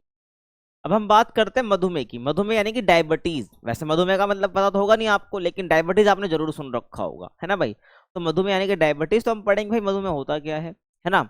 और मधुमेह को ठीक करना है तो कौन कौन से योगासन आपको करने चाहिए, ठीक है भाई। तो इसके बारे में हम बात करेंगे। तो पहले हम बात करते हैं मधुमेह होता क्या है। देखो भाई, मधुमेह यानी कि डायबिटीज। तो मधुमेह रोग बेसिकली कब होता है, जब रक्त में ग्लूकोज की मात्रा बढ़ जाती है। ग्लूकोज यानी कि शर्करा, ठीक है, ग्लूकोज यानी कि शर्करा। और भी तुम समझना चाहो, जैसे कि तुमको पता है जो अपना फूड है वो ब्लड के थ्रू क्या है, ग्लूकोज। पहले हमारा जो फूड हम उसको ब्रेक डाउन करते हैं सिंपल फॉर्म में, ठीक है। उसके बाद जो हमारा जो खाना है ना, वो ग्लूकोज की फॉर्म में हमारे ब्लड में मिलता है और हमारे डिफरेंट ऑर्गन तक पहुंचता है एनर्जी की फॉर्म में, समझ रहे हो ना। तो ऐसे में जब रक्त के अंदर ग्लूकोज की मात्रा बढ़ जाती है तो किस्म के कहते हैं मधुमेह रोग कह देते हैं। ध्यान रखना। और इस ग्लूकोज बढ़ने का रक्त के अंदर, इसका मेन कारण है गलत जीवन शैली, ठीक है। जो मधुमेह आपका हो रहा है इसका मेन रीजन क्या है, गलत जीवन शैली, गलत लाइफस्टाइल। गलत लाइफस्टाइल का मतलब होता है कभी भी सो रहे हो, कभी भी उठ रहे हो, कुछ भी खा रहे हो, जबकि हेल्थ के लिए अच्छा भी नहीं है। तो इसका मुख्य कारण गलत जीवन शैली और खान पान है, समझ रहे हो। तो ध्यान रख लेना है। अब जिस कारण से क्या होता है, जब आपकी गलत जीवन शैली, गलत खान पान हो रहा है, तो जिस कारण से क्या है, आपका जो इंसुलिन है, इंसुलिन की मात्रा है वो असंतुलित हो जाती है, अनबैलेंस्ड हो जाती है। आपके मन में फिर क्वेश्चन आ रहा होगा, यार ये इंसुलिन क्या है। देखो भाई, अगर जो इंसुलिन की बात मैं करता हूँ ना, तो एक हार्मोन है। इंसुलिन क्या है, आपका एक हार्मोन है जो कि आपका कहाँ से निकलता है, पैंक्रियाज से निकलता है। पैंक्रियाज क्या है, आपका अग्नाशय, ठीक है, आपका अग्नाशय से निकलता है, अग्नाशय। ध्यान रखना, आपने देखा होगा कंकाल सिस्टम पढ़ा होगा आपने, तो आपका जो स्टमक है उसके जो ऊपर वाला हिस्सा है उसको हम क्या बोलते हैं, ध्यान रखना। उसको हम बेसिकली पैंक्रियाज यानी अग्नाशय बोलते हैं। देख लेना उसको, ठीक है। आप सर्च करना गूगल पे, अग्नाशय सर्च करना, आपको दिख जाएगा स्टमक के आसपास होता है। तो बेसिकली जो है अग्नाशय क्या है, इंसुलिन बनाता है, जो कि जो खाना हम खाते हैं, फूड हम खाते हैं, उससे जो एनर्जी बनती है, जो ऊर्जा बनती है, उस ऊर्जा को जो है इंसुलिन यूज करने में मदद करता है। हमारे शरीर में जो एनर्जी बन रही है फूड से, उसका यूज हम किसकी मदद से कर पा रहे हैं, इंसुलिन की मदद से कर पा रहे हैं। और जो अपना इंसुलिन है, ये जो रक्त में ग्लूकोज की मात्रा है, शर्करा की मात्रा है, इसको भी कंट्रोल कौन करता है, इंसुलिन करता है।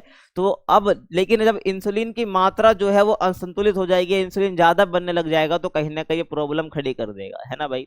एक चीज लिमिट में अच्छी लगती है। तो वही बात है, तो जब गलत जीवन शैली, गलत खान पान की वजह से क्या हो रहा है, इंसुलिन की मात्रा बढ़ जा रही है। जो इंसुलिन का काम होता है तो वो ज्यादा तेजी से करेगा, तो इससे प्रॉब्लम आ सकती है। तो ध्यान रखना, जिस कारण से इंसुलिन की मात्रा असंतुलित हो जाती है, ध्यान रख लेना है। तो ये बेसिकली क्या आपका मधुमेह है। मधुमेह दो प्रकार की होती है भाई, टाइप 1 और टाइप 2, बस आपको इतना पता होना चाहिए। अब आगे देखो, है ना। अब मधुमेह के लक्षण कौन कौन से हैं, मैं बोलूँगा आपको मधुमेह है या डायबिटीज है तो उसके लक्षण कौन कौन से हैं, आपके थकान, प्यास बढ़ना, भूख लगना, धुंधला दिखाई देना, ठीक है भाई, और गुर्दा खराब होना, हृदय वाहिका की बीमारी अगर आपको हो रही है, वजन घट रहा है भाई बहुत तेजी से आपका, और जो है भाई आप बार बार टॉयलेट जा रहे हो, ठीक है। और मधुमेह के कारण क्या हो सकते हैं, गतिहीन जीवन अवस्था, यानी कि आपका ऐसा जीवन चल रहा है जो बिल्कुल गतिहीन है, उसके अंदर एक्टिविटी बिल्कुल है ही नहीं, यानी कि आपकी डिक्शनरी में एक्सरसाइज या मूवमेंट जैसी चीज है ही नहीं, समझ रहे हो ना। तो गतिहीन जीवन अवस्था, बीमारियां, मोटापा और भार का बढ़ना, तनाव और चिंता, ये कुछ रीजंस हैं, कुछ लक्षण है, कुछ कारण है, सॉरी लक्षण नहीं कारण है, जिससे आपको मधुमेह होता है। ध्यान रख लेना, लक्षण बता दिए मैंने, कारण बता दिए, तो मधुमेह का मतलब समझ आ गया होगा। अब ये क्या है, आपको मधुमेह के अंदर पढ़ने हैं क्या, मधुमेह में लाभकारी आसन, समझ आ रहा है क्या कह रहा हूँ। अब जैसे कि इसमें कटी चक्र आसन है, पवन मुक्त आसन है, धनुरासन है, पश्चिमोत्तानासन है और अर्ध मसेंद्रासन है। इसको मैं मोटापे में बता चुका हूँ, तो इसको दोबारा नहीं पढ़ेंगे हम, ध्यान रखना है। बाकी जो बच गया आपका भुजंगासन, शलभासन, सुप्त वज्रासन, मंडूकासन, गोमुखासन, सब देखेंगे, समझ आ गया। तो मधुमेह में सारे आसन क्या होते हैं, लाभकारी होते हैं। देखो भाई, तो पहले हम बात करते हैं भुजंगासन की। कैसा दिखता है भुजंगासन, इस ऐसा दिखता है, ये कुछ ऐसा लग रहा है, कोबरा जैसा लग रहा है ना, ये साइज जैसे, मतलब जब भुजंगासन हम कर रहे हैं, आप इस इमेज में देखो भाई, तो भुजंगासन जो ये बेसिकली महिला कर रही है, तो इसका जो पोज ऐसा लग रहा है कि ये क्या है, कोबरा जैसा पोज लग रहा है ना। तो भाई ध्यान रखना है, तो भुजंगासन को बेसिकली हम अंग्रेजी में, इंग्लिश में क्या कहते हैं, कोबरा पोज भी कहा जाता है, समझ आ गया, इसलिए कहा जाता है। आगे देखो भाई, क्योंकि इसमें क्या हमारा शरीर फन उठाए हुए सर्प के समान दिखता है, कोबरा की तरह दिखता है, कि भाई ऐसा सांप, ऐसा सर्प जिसने कि अपना क्या उठा रखा है, फन उठा रखा है, क्या उठा रखा है, फन उठा रखा है, ऐसा फन उठा रखा है। तो ध्यान रख लेना है, समझ आ गया। तो इसके समान दिखता है, इसलिए कोबरा पोज बोला जाता है, और इसे भुजंगा आसन भी बोला जाता है, समझ आ रहा है। आगे चलते हैं। और पीठ के दर्द से पीड़ित व्यक्तियों के लिए ये जो आसन है सबसे लाभकारी माना जाता है। देख लो ना भाई, सीधी सी बात है, पीठ में दर्द है तो इतना स्ट्रेच करना पड़ रहा है अपने पीठ को, तो कहीं ना कहीं ये लाभ देता है अपने पीठ के दर्द में, ध्यान रखना है। अब भुजंगासन अगर आप देखना चाहो तो देखो भाई, ऐसे करते हैं। आपको बस ना विधि नहीं देखनी है, मतलब आपको विधि पढ़ लेनी है अपनी बुक वगैरह से, लेकिन देखो विजुलाइज करो कि भुजंगासन होता क्या है, करते कैसे हैं। अगर आपने इस इमेज को समझ लिया तो भुजंगासन जो है आप इजीली अपनी लैंग्वेज में लिख पाओगे भाई ये विधि क्या है इसकी। तो ये बेसिकली आपका भुजंगासन होता है, ध्यान आपको रखना है, ऐसा आपका भुजंगासन होता है। ठीक है, समझ आ गया। आगे चलते हैं। अब लाभ देखो, भुजंगासन के लाभ क्या क्या है। रक्त संचार ठीक करता है, ठीक है, को जो ब्लड सर्कुलेशन है बॉडी के अंदर वो ठीक करता है आपका भुजंगासन। गर्दन और कमर दर्द में लाभ मिलता है, फेफड़े मजबूत होते हैं, मांसपेशियों को मजबूत कराता है और शरीर को लचीला यानी कि फ्लेक्सिबल बनाता है। समझ आ गए, तो ये भुजंगासन के लाभ हो जाएंगे। सावधानी कौन कौन से बरतनी चाहिए भाई, हारने के रोगी ना करे इसको, पीठ और कमर दर्द में बिल्कुल भी नहीं करना चाहिए, सर्जरी अगर हुई है उसको जब भी नहीं करना है आपको ये, और गर्भवती महिलाओं को तो भाई करना ही नहीं है। ठीक है, ध्यान रखना है, तो ये सावधानी ध्यान रखनी है। उसके बाद है सलभासन। सलभासन कैसा दिखता है, कुछ इस प्रकार का दिखता है, आप देखो भाई। ठीक है, लेट जाओ बिल्कुल, हाथ ऐसे रखने हैं और आपको पैर पीछे से ऐसे उठाना है बिल्कुल चिपका के। तो सलभासन कुछ इस प्रकार का होता है, देखो भाई। तो सलभासन योग करते समय शरीर का आकार बिल्कुल सले यानी लोकस्ट, ठीक है, सले की तरह दिखे, सले की तरह दिखता है। तो जिसको सले मतलब कीट, ठीक है ना, ध्यान रखना है, सले कीट होता है जिसको लोकस्ट कहते हैं इंग्लिश में। तो शरीर का आकार बिल्कुल सले कीट की तरह होने के कारण इसे क्या लोकस्ट पोज भी कहा जाता है। समझ आ रहा है, तो इसे हम लोकस्ट पोज भी कहते हैं, ध्यान रख लेना है। और कमर और पीठ के स्नायु मजबूत करने के लिए ये श्रेष्ठ आसन है। ठीक है, कमर और पीठ का स्नायु मजबूत करना है तो ये श्रेष्ठ आसन होता है। समझ आ गया। आगे देखो भाई, सलभासन के लाभ की बात करूं तो ये आसन रीढ़ की हड्डी को मजबूत करता है, समझ आ रहा है, और साइटिका की समस्या में बिल्कुल लाभ देता है। कमर गर्दन पैर को बलशाली बनाना है, मजबूत बनाता है ये सलभासन, और आपका गर्दन और कमर की चर्बी को भी कम करता है और पाचन सुधारता है। तो इस सलभासन के लाभ हो जाएंगे, ध्यान रख लेना है। सावधानियों की बात करूं तो रीढ़ की हड्डी में दर्द हो तो भाई बिल्कुल भी नहीं करना, कमर गर्दन और पैर में दर्द हो तो भी ना करना है, और गर्भवती महिला को भी ये नहीं करना है। तो समझ आ गया होगा, ये सावधानी है। अब हम बात करेंगे सुप्त वज्रासन की, कुछ इस प्रकार का दिखता है सुप्त वज्रासन, देखो भाई। ठीक है, तो बिल्कुल ऐसा लग रहा है ना कि भाई व्यक्ति सोया हुआ है, तो इसलिए इसको सुप्त कहते हैं। ठीक है, और वज्रासन तो है ही ये, तो सुप्त वज्रासन आपको ध्यान रखना है। ठीक है, ऐसे बिल्कुल पहले बैठ जाना है, पैर बिल्कुल कूल्हे तक टच करने हैं ऐसे, और आपका जो सर है जमीन पर टच होना चाहिए ऐसे, और हाथ ऐसे ऊपर आपको करना है पेट पे रखकर, ठीक है, स्टमक पर रख के। तो ऐसे सुप्त वज्रासन हम करते हैं। अब देखो भाई, तो सुप्त का अर्थ होता है सोया हुआ, है ना, समझ आ रहा है।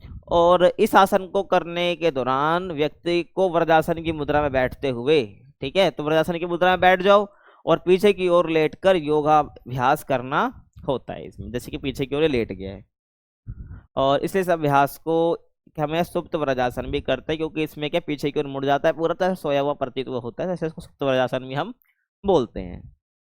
लाभ की बात कर लूं, कब्ज गैस में आराम मिलता है ये जो आसन है, आपका रक्त संचार बढ़ाता है, पेट की मांसपेशियों को मजबूत करता है, घुटने और जांघ की मांसपेशियों को भी मजबूत बनाता है, और आपका अस्थमा में भी सहायक होता है। क्या मतलब, ये जो योगासन आपका है ये आपका अस्थमा में भी है, तो अस्थमा में नहीं पढ़ेंगे, यही ढंग से पढ़ लो, ठीक है, तो ध्यान रखना। उसके बाद सावधानियां कौन कौन सी है, गर्भावस्था में ना करे, खाने खाने के तुरंत बाद आपको नहीं करना है, रीढ़ की हड्डी की समस्या है ज्यादा तो मत करो भाई, पेट कूले कमर में दर्द है फिर भी नहीं करना है, तो सावधानी आपको ध्यान रखनी है। मंडूकासन की बात करो तो मंडूकासन में क्या होता है, जो शरीर का आकार है इसको करते वक्त जो शरीर की आकृति है बिल्कुल मंडूकासन जैसे मेंढक जैसी हो जाती है, क्या होता है, बिल्कुल मेंढक जैसी हो जाती है। देखो भाई खुद देख लो ना यार, ये बिल्कुल मेंढक जैसे तो लग रहा है, ये जो व्यक्ति है, ये जो भाई व्यक्ति बेसिकली किसकी तरह लग रहा है, मेंढक की तरह लग रहा है ना, तो वही बात है।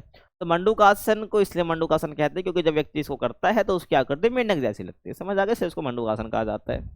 देखो भाई, तो मंडूकासन क्या है, एक संस्कृत शब्द है, ध्यान रखना है, और जिसमें दो शब्द है, मंडूक, पहले शब्द मंडूक, दो शब्द है ना, तो पहला तो मंडूक है जिसका मतलब होता है मेंढक, सीधी सी बात है, क्योंकि मंडूक संस्कृत शब्द है मेंढक का, तो ध्यान रख लेना, तो मंडूक का मतलब मेंढक, और दूसरा है आपका आसन, तो मंडूक आसन, है ना, तो और आसन का मतलब होता है मुद्रा, तो क्या भाई मेंढक की मुद्रा, तो इसलिए इसको क्या है, तो मेंढक की मुद्रा में दिखता है बेसिकली, इसको करता है, तो इसलिए इसको मंडूकासन बोल देते हैं। दो तीन बार बोल दिया मैंने। और मंडूकासन को अंग्रेजी में फ्रॉग बोलते हैं, तो इसलिए ध्यान रख, मतलब मेंढक को फ्रॉग बोलते हैं तो मंडूकासन को अंग्रेजी में फ्रॉग पोज बोलते हैं, समझ आ गया। बाकी इंग्लिश में याद रखना बहुत आसान होता है। अब मंडूकासन के लाभ देखो भाई, लाभ देखो भाई, पेट की मांसपेशियों को मजबूत बनाता है, या पेट की मांसपेशियां मजबूत हो जाती है। मांसपेशी तो पता होगा आपको, मसल्स, ठीक है ना, ध्यान रखना है। और मंडूकासन शरीर की जो नसें होती है उसको अपनी जगह से हट गई हों तो उन्हें अपनी जगह लाने में भी मदद करता है भाई। मंडूकासन जो है शरीर की, मान लो जो नसें अपनी जगह से हट गई हों, विचलित हो गई हों, तो उसको वापस अपनी जगह पे लाने में भी मंडूकासन मदद करता है, ध्यान रखना है।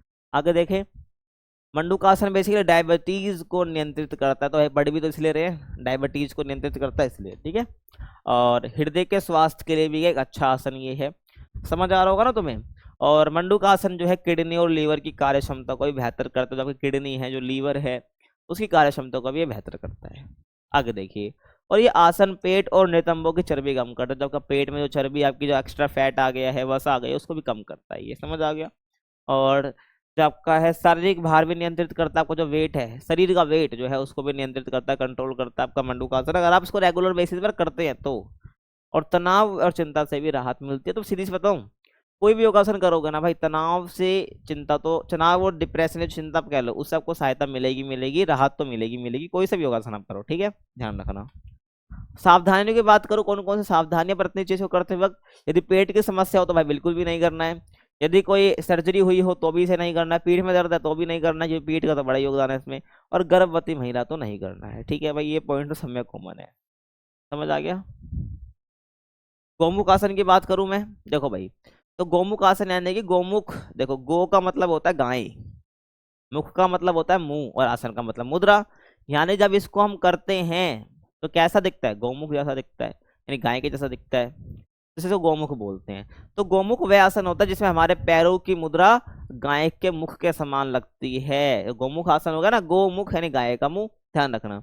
और गोमुख आसन में शरीर में कई अंगों में एक साथ खिंचाव पैदा होता है। जब गोमुख आसन हम करते हैं तो कई अंगों में क्या एक साथ खिंचाव पैदा होता है, जैसे कि भाई घुटना, जांग, कूल्हा, छाती, गर्दन, बाहें और पैर, तो सब में खिंचाव पैदा होता है, ठीक है भाई, गोमुख आसन में।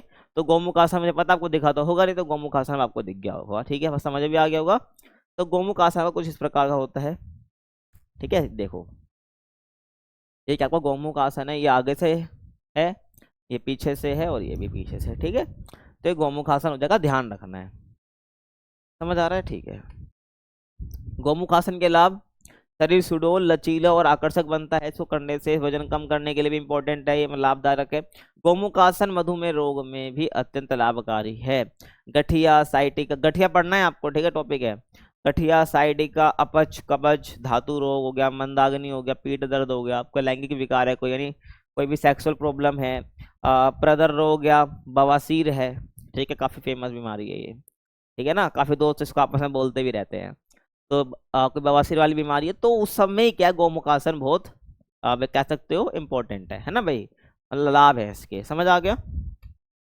सावधानी की बात करूं किस किस को नहीं करना चाहिए, कंधे, पीठ, गर्दन, नितंब और घुटनों में दर्द होने पर यह आसन बिल्कुल नहीं करना चाहिए, ध्यान रखना है। और आसन करते समय भाई तकलीफ होने पर तुरंत डॉक्टर से परामर्श लेना चाहिए, अगर कोई आसन करते समय तकलीफ हो रही है तो ये वाला कर, ठीक है भाई, तकलीफ हो गई आपको, डॉक्टर से डायरेक्ट सलाह लो, परामर्श लो, परामर्श मतलब सलाह होता है, ठीक है। और शुरुआत में पीठ के पीछे दोनों हाथों को आपस में ना पकड़ पाने पर जबरदस्ती ना करें, ठीक है, जैसे मैं आपको दिखाया ना, पीछे दोनों को हाथों से पकड़ना होता है गोमुख आसन में, दोनों को करना पड़ता है। अगर भाई नहीं पकड़ पा रहे हो तो जबरदस्ती ना करो, कुछ हो जाएगा, ठीक है, वही बात यहाँ पर बोली गई है।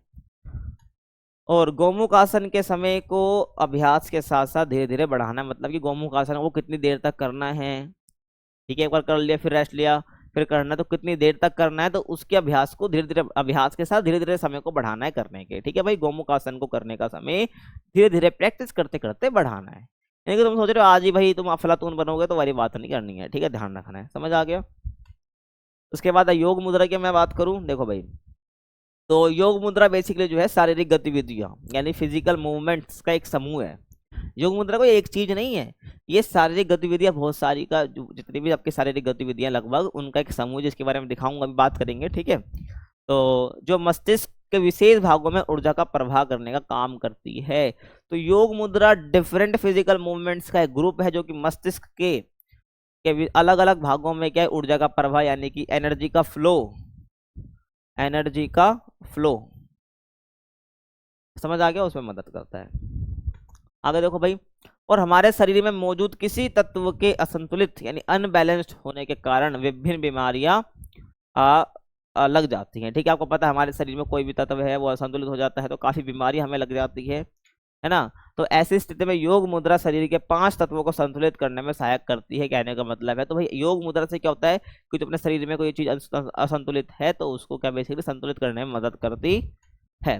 तो ये कुछ क्या योग मुद्रा है। ठीक है भाई, जैसे ये ज्ञान मुद्रा है, देख रहे हो, ये ज्ञान मुद्रा ऐसे ज्ञान मुद्रा है। ये आपकी प्रणा मुद्रा है। ठीक है, देखो भाई इसमें सबको ये आपका अंगूठा ऐसे 2 उंगली मिला देनी होती है। ये आपकी वायु मुद्रा है। ठीक है, आपकी पृथ्वी मुद्रा है, आप देख सकते हो। हल्की सी इमेज ब्लर हो रही है, कोई बात नहीं, कि समझ आपको आ रहा होगा, दिख रहा होगा, है ना। और ये शून्य मुद्रा है, इस प्रकार से कुछ करते हैं हम। और आपका इधर जो ये आपकी अपान मुद्रा है। तो सारी योगा मुद्रा है। ठीक है, इन सबको हम क्या बोलते हैं, इकट्ठा रूप से ग्रुप के साथ इसको हम क्या बोलते हैं, इन सबको हम क्या बोलते हैं, एक चीज बोलते हैं, वो है योग मुद्रा।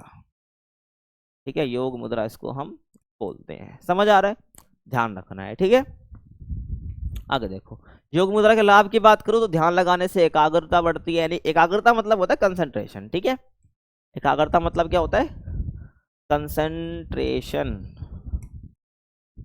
ठीक है, कंसंट्रेशन होता है। तो ध्यान लगाने में से एकाग्रता बढ़ती है। ये अलग अलग बेसिकली मतलब योग मुद्रा करने से मधुमेह और मोटापे में लाभ मिलता है। त्वचा में चमक आती है, तनाव अवसाद में लाभ मिलता है। अवसाद मतलब डिप्रेशन होता है। ठीक है, जो आजकल के बच्चे बहुत शिकार हो जाते हैं इस चीज़ के।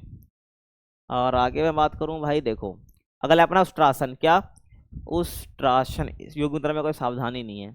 उष्ट्रासन देखो भाई, तो उष्ट्रासन को अंग्रेजी में हम कैमल पोज भी बोलते हैं, क्योंकि जब इसको करते हैं तो कई बार लगभग हमारा शरीर क्या ऊंट जैसा बन जाता है। तो उष्ट्रासन को क्या बोलते हैं हम, कैमल पोज भी बोलते हैं इंग्लिश में, क्योंकि इसे करने के दौरान जो शरीर क्या करते है वो कैसे हो जाती है, ऊंट जैसी बन जाती है। खुद देख लो, लगभग ऊंट जैसी लग रही है, लगभग, है ना, ऊंट जैसी लग रही है, इसलिए इसको कैमल पोज ही बोल देते हैं।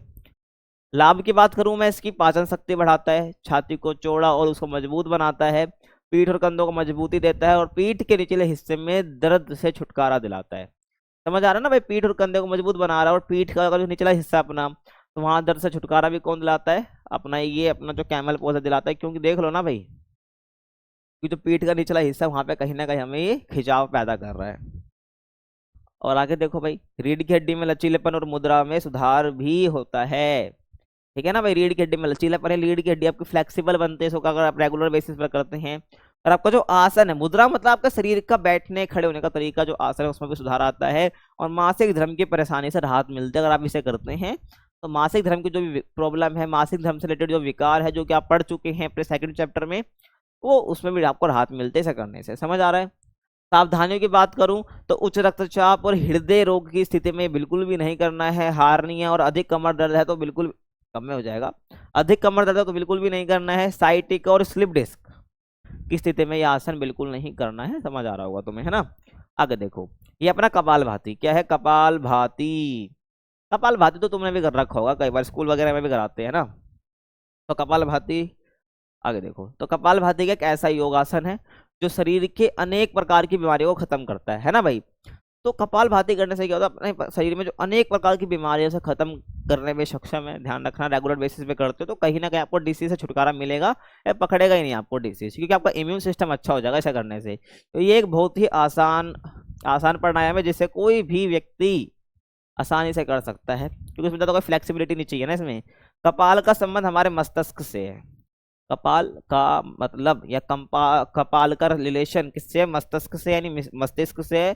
और भांति का मतलब है कांति से। ठीक है, कांति का मतलब तुम्हें समझ आ जाएगा, ये बता दूंगा। तो कपाल का संबंध हमारे मस्तिष्क से है, और भांति का मतलब कैसे है, कांति से। यदि इस योग को नियमित किया जाए तो इससे क्या मस्तिष्क पर आभा होती है, आभा मतलब की चमक। ठीक है ना। तो मस्तिष्क से क्या होती है भाई, मस्तिष्क, हमारे मस्तिष्क में चमक आती है, कहने का मतलब जितनी भी टेंशन वगैरह सब वो खत्म हो जाती है, एक शांति की अनुभूति होती है। तो समझ आ गया। तो इसे करने से क्या होता है, हमारे मस्तिष्क पर आभा होती है। कपाल भाती के लाभ की बात करूं तो वजन कम करता है और चेहरे की आभा बढ़ती है। चेहरे की आभा का मतलब है चेहरे की चमक बढ़ती है। समझ आ गया, ध्यान रखना है। और पेट की चर्बी को कम करता है आपका कपाल भाती। पाचन क्रिया को मजबूत बनाता है, मन को शांति प्रदान करता है, बता चुका हूँ है ना मैं तुम्हें। और डायबिटीज के मरीजों के लिए ये बहुत ही फायदेमंद है ना भाई, तभी तो पढ़ रहे हैं इसको, डायबिटीज तो पढ़ रहे हैं हम, है ना। और अस्थमा के रोग को जड़ से समाप्त करने के लिए भी ये सहायक होता है, अस्थमा जबकि सांस से रिलेटेड प्रॉब्लम होती है, समझ आ रहा है। और कपाल भाती शरीर की नाड़ियों को शुद्ध भी करता है, ठीक है, ध्यान रख लेना है। तो अब हम बात करते हैं अस्थमा की। अस्थमा बेसिकली क्या होती है, आपकी ब्रीथिंग से रिलेटेड प्रॉब्लम है, जहां पर आपको क्या है, श्वास लेने में प्रॉब्लम हो रही होती है, तो इसको हम अस्थमा कहते हैं। तो इसी के बारे में बात करेंगे और इससे जुड़े जो भी योगासन है, ठीक है। तो देखिए भाई, अस्थमा बेसिकली क्या है, श्वास नलिकाओं से संबंधित बीमारी है। श्वास नलिका जहां से आपकी ब्रीथिंग होती है, ठीक है, ध्यान रखना। वे यह श्वास नलिकाओं में सूजन कर देती है। कहने का मतलब है, जब अस्थमा आपको हो रही है ना, जो आपकी श्वास नलिका है, जो कि बेसिकली आपके ब्रीथिंग के लिए बहुत इंपॉर्टेंट कंपोनेंट है, तो वहां पर सूजन आ जाती है, ठीक है, ध्यान रखना है। जिससे क्या है, वो बहुत संवेदनशील हो जाती है। कहने का मतलब है, आपकी जो आपकी श्वास नलिका है, वो कैसे हो जाती है, संवेदनशील हो जाती है। संवेदनशील का मतलब होता है सेंसिटिव हो जाती है, ठीक है। क्या हो जाती है भाई, सेंसिटिव हो जाती है। और सेंसिटिव होने का मतलब है कि भाई जैसे कि कुछ भी वहां पर अगर श्वास नलिकाओं में ना आपको चुभन ज्यादा होने लग जाएगी, आप कुछ खाना भी खाओगे, ठीक है, तो आपको बहुत चुभन होगी वहां पर, समझ रहे हो ना, ध्यान रखना है। जिससे क्या वो बहुत संवेदनशील हो जाती है और किसी भी प्रभावित करने वाली चीज के स्पर्श से, आपकी श्वास नलिकाओं पर कुछ भी स्पर्श होगा, कुछ भी छुएगा, ठीक है, टच होगा, तो बहुत तीखी प्रतिक्रिया वो करती है आपकी श्वास नलिका। कहने का मतलब आपको दर्द सा महसूस होगा, ठीक है, क्योंकि वहां पर सूजन हो रखी है, समझ आया। जिससे रोगग्रस्त व्यक्ति को सांस लेना बहुत मुश्किल हो जाता है। तो श्वास का मतलब समझ, सॉरी, श्वास नलिका में क्या हो जाता है प्रॉब्लम, ठीक है, अस्थमा बेसिकली क्या है, समझ आया होगा।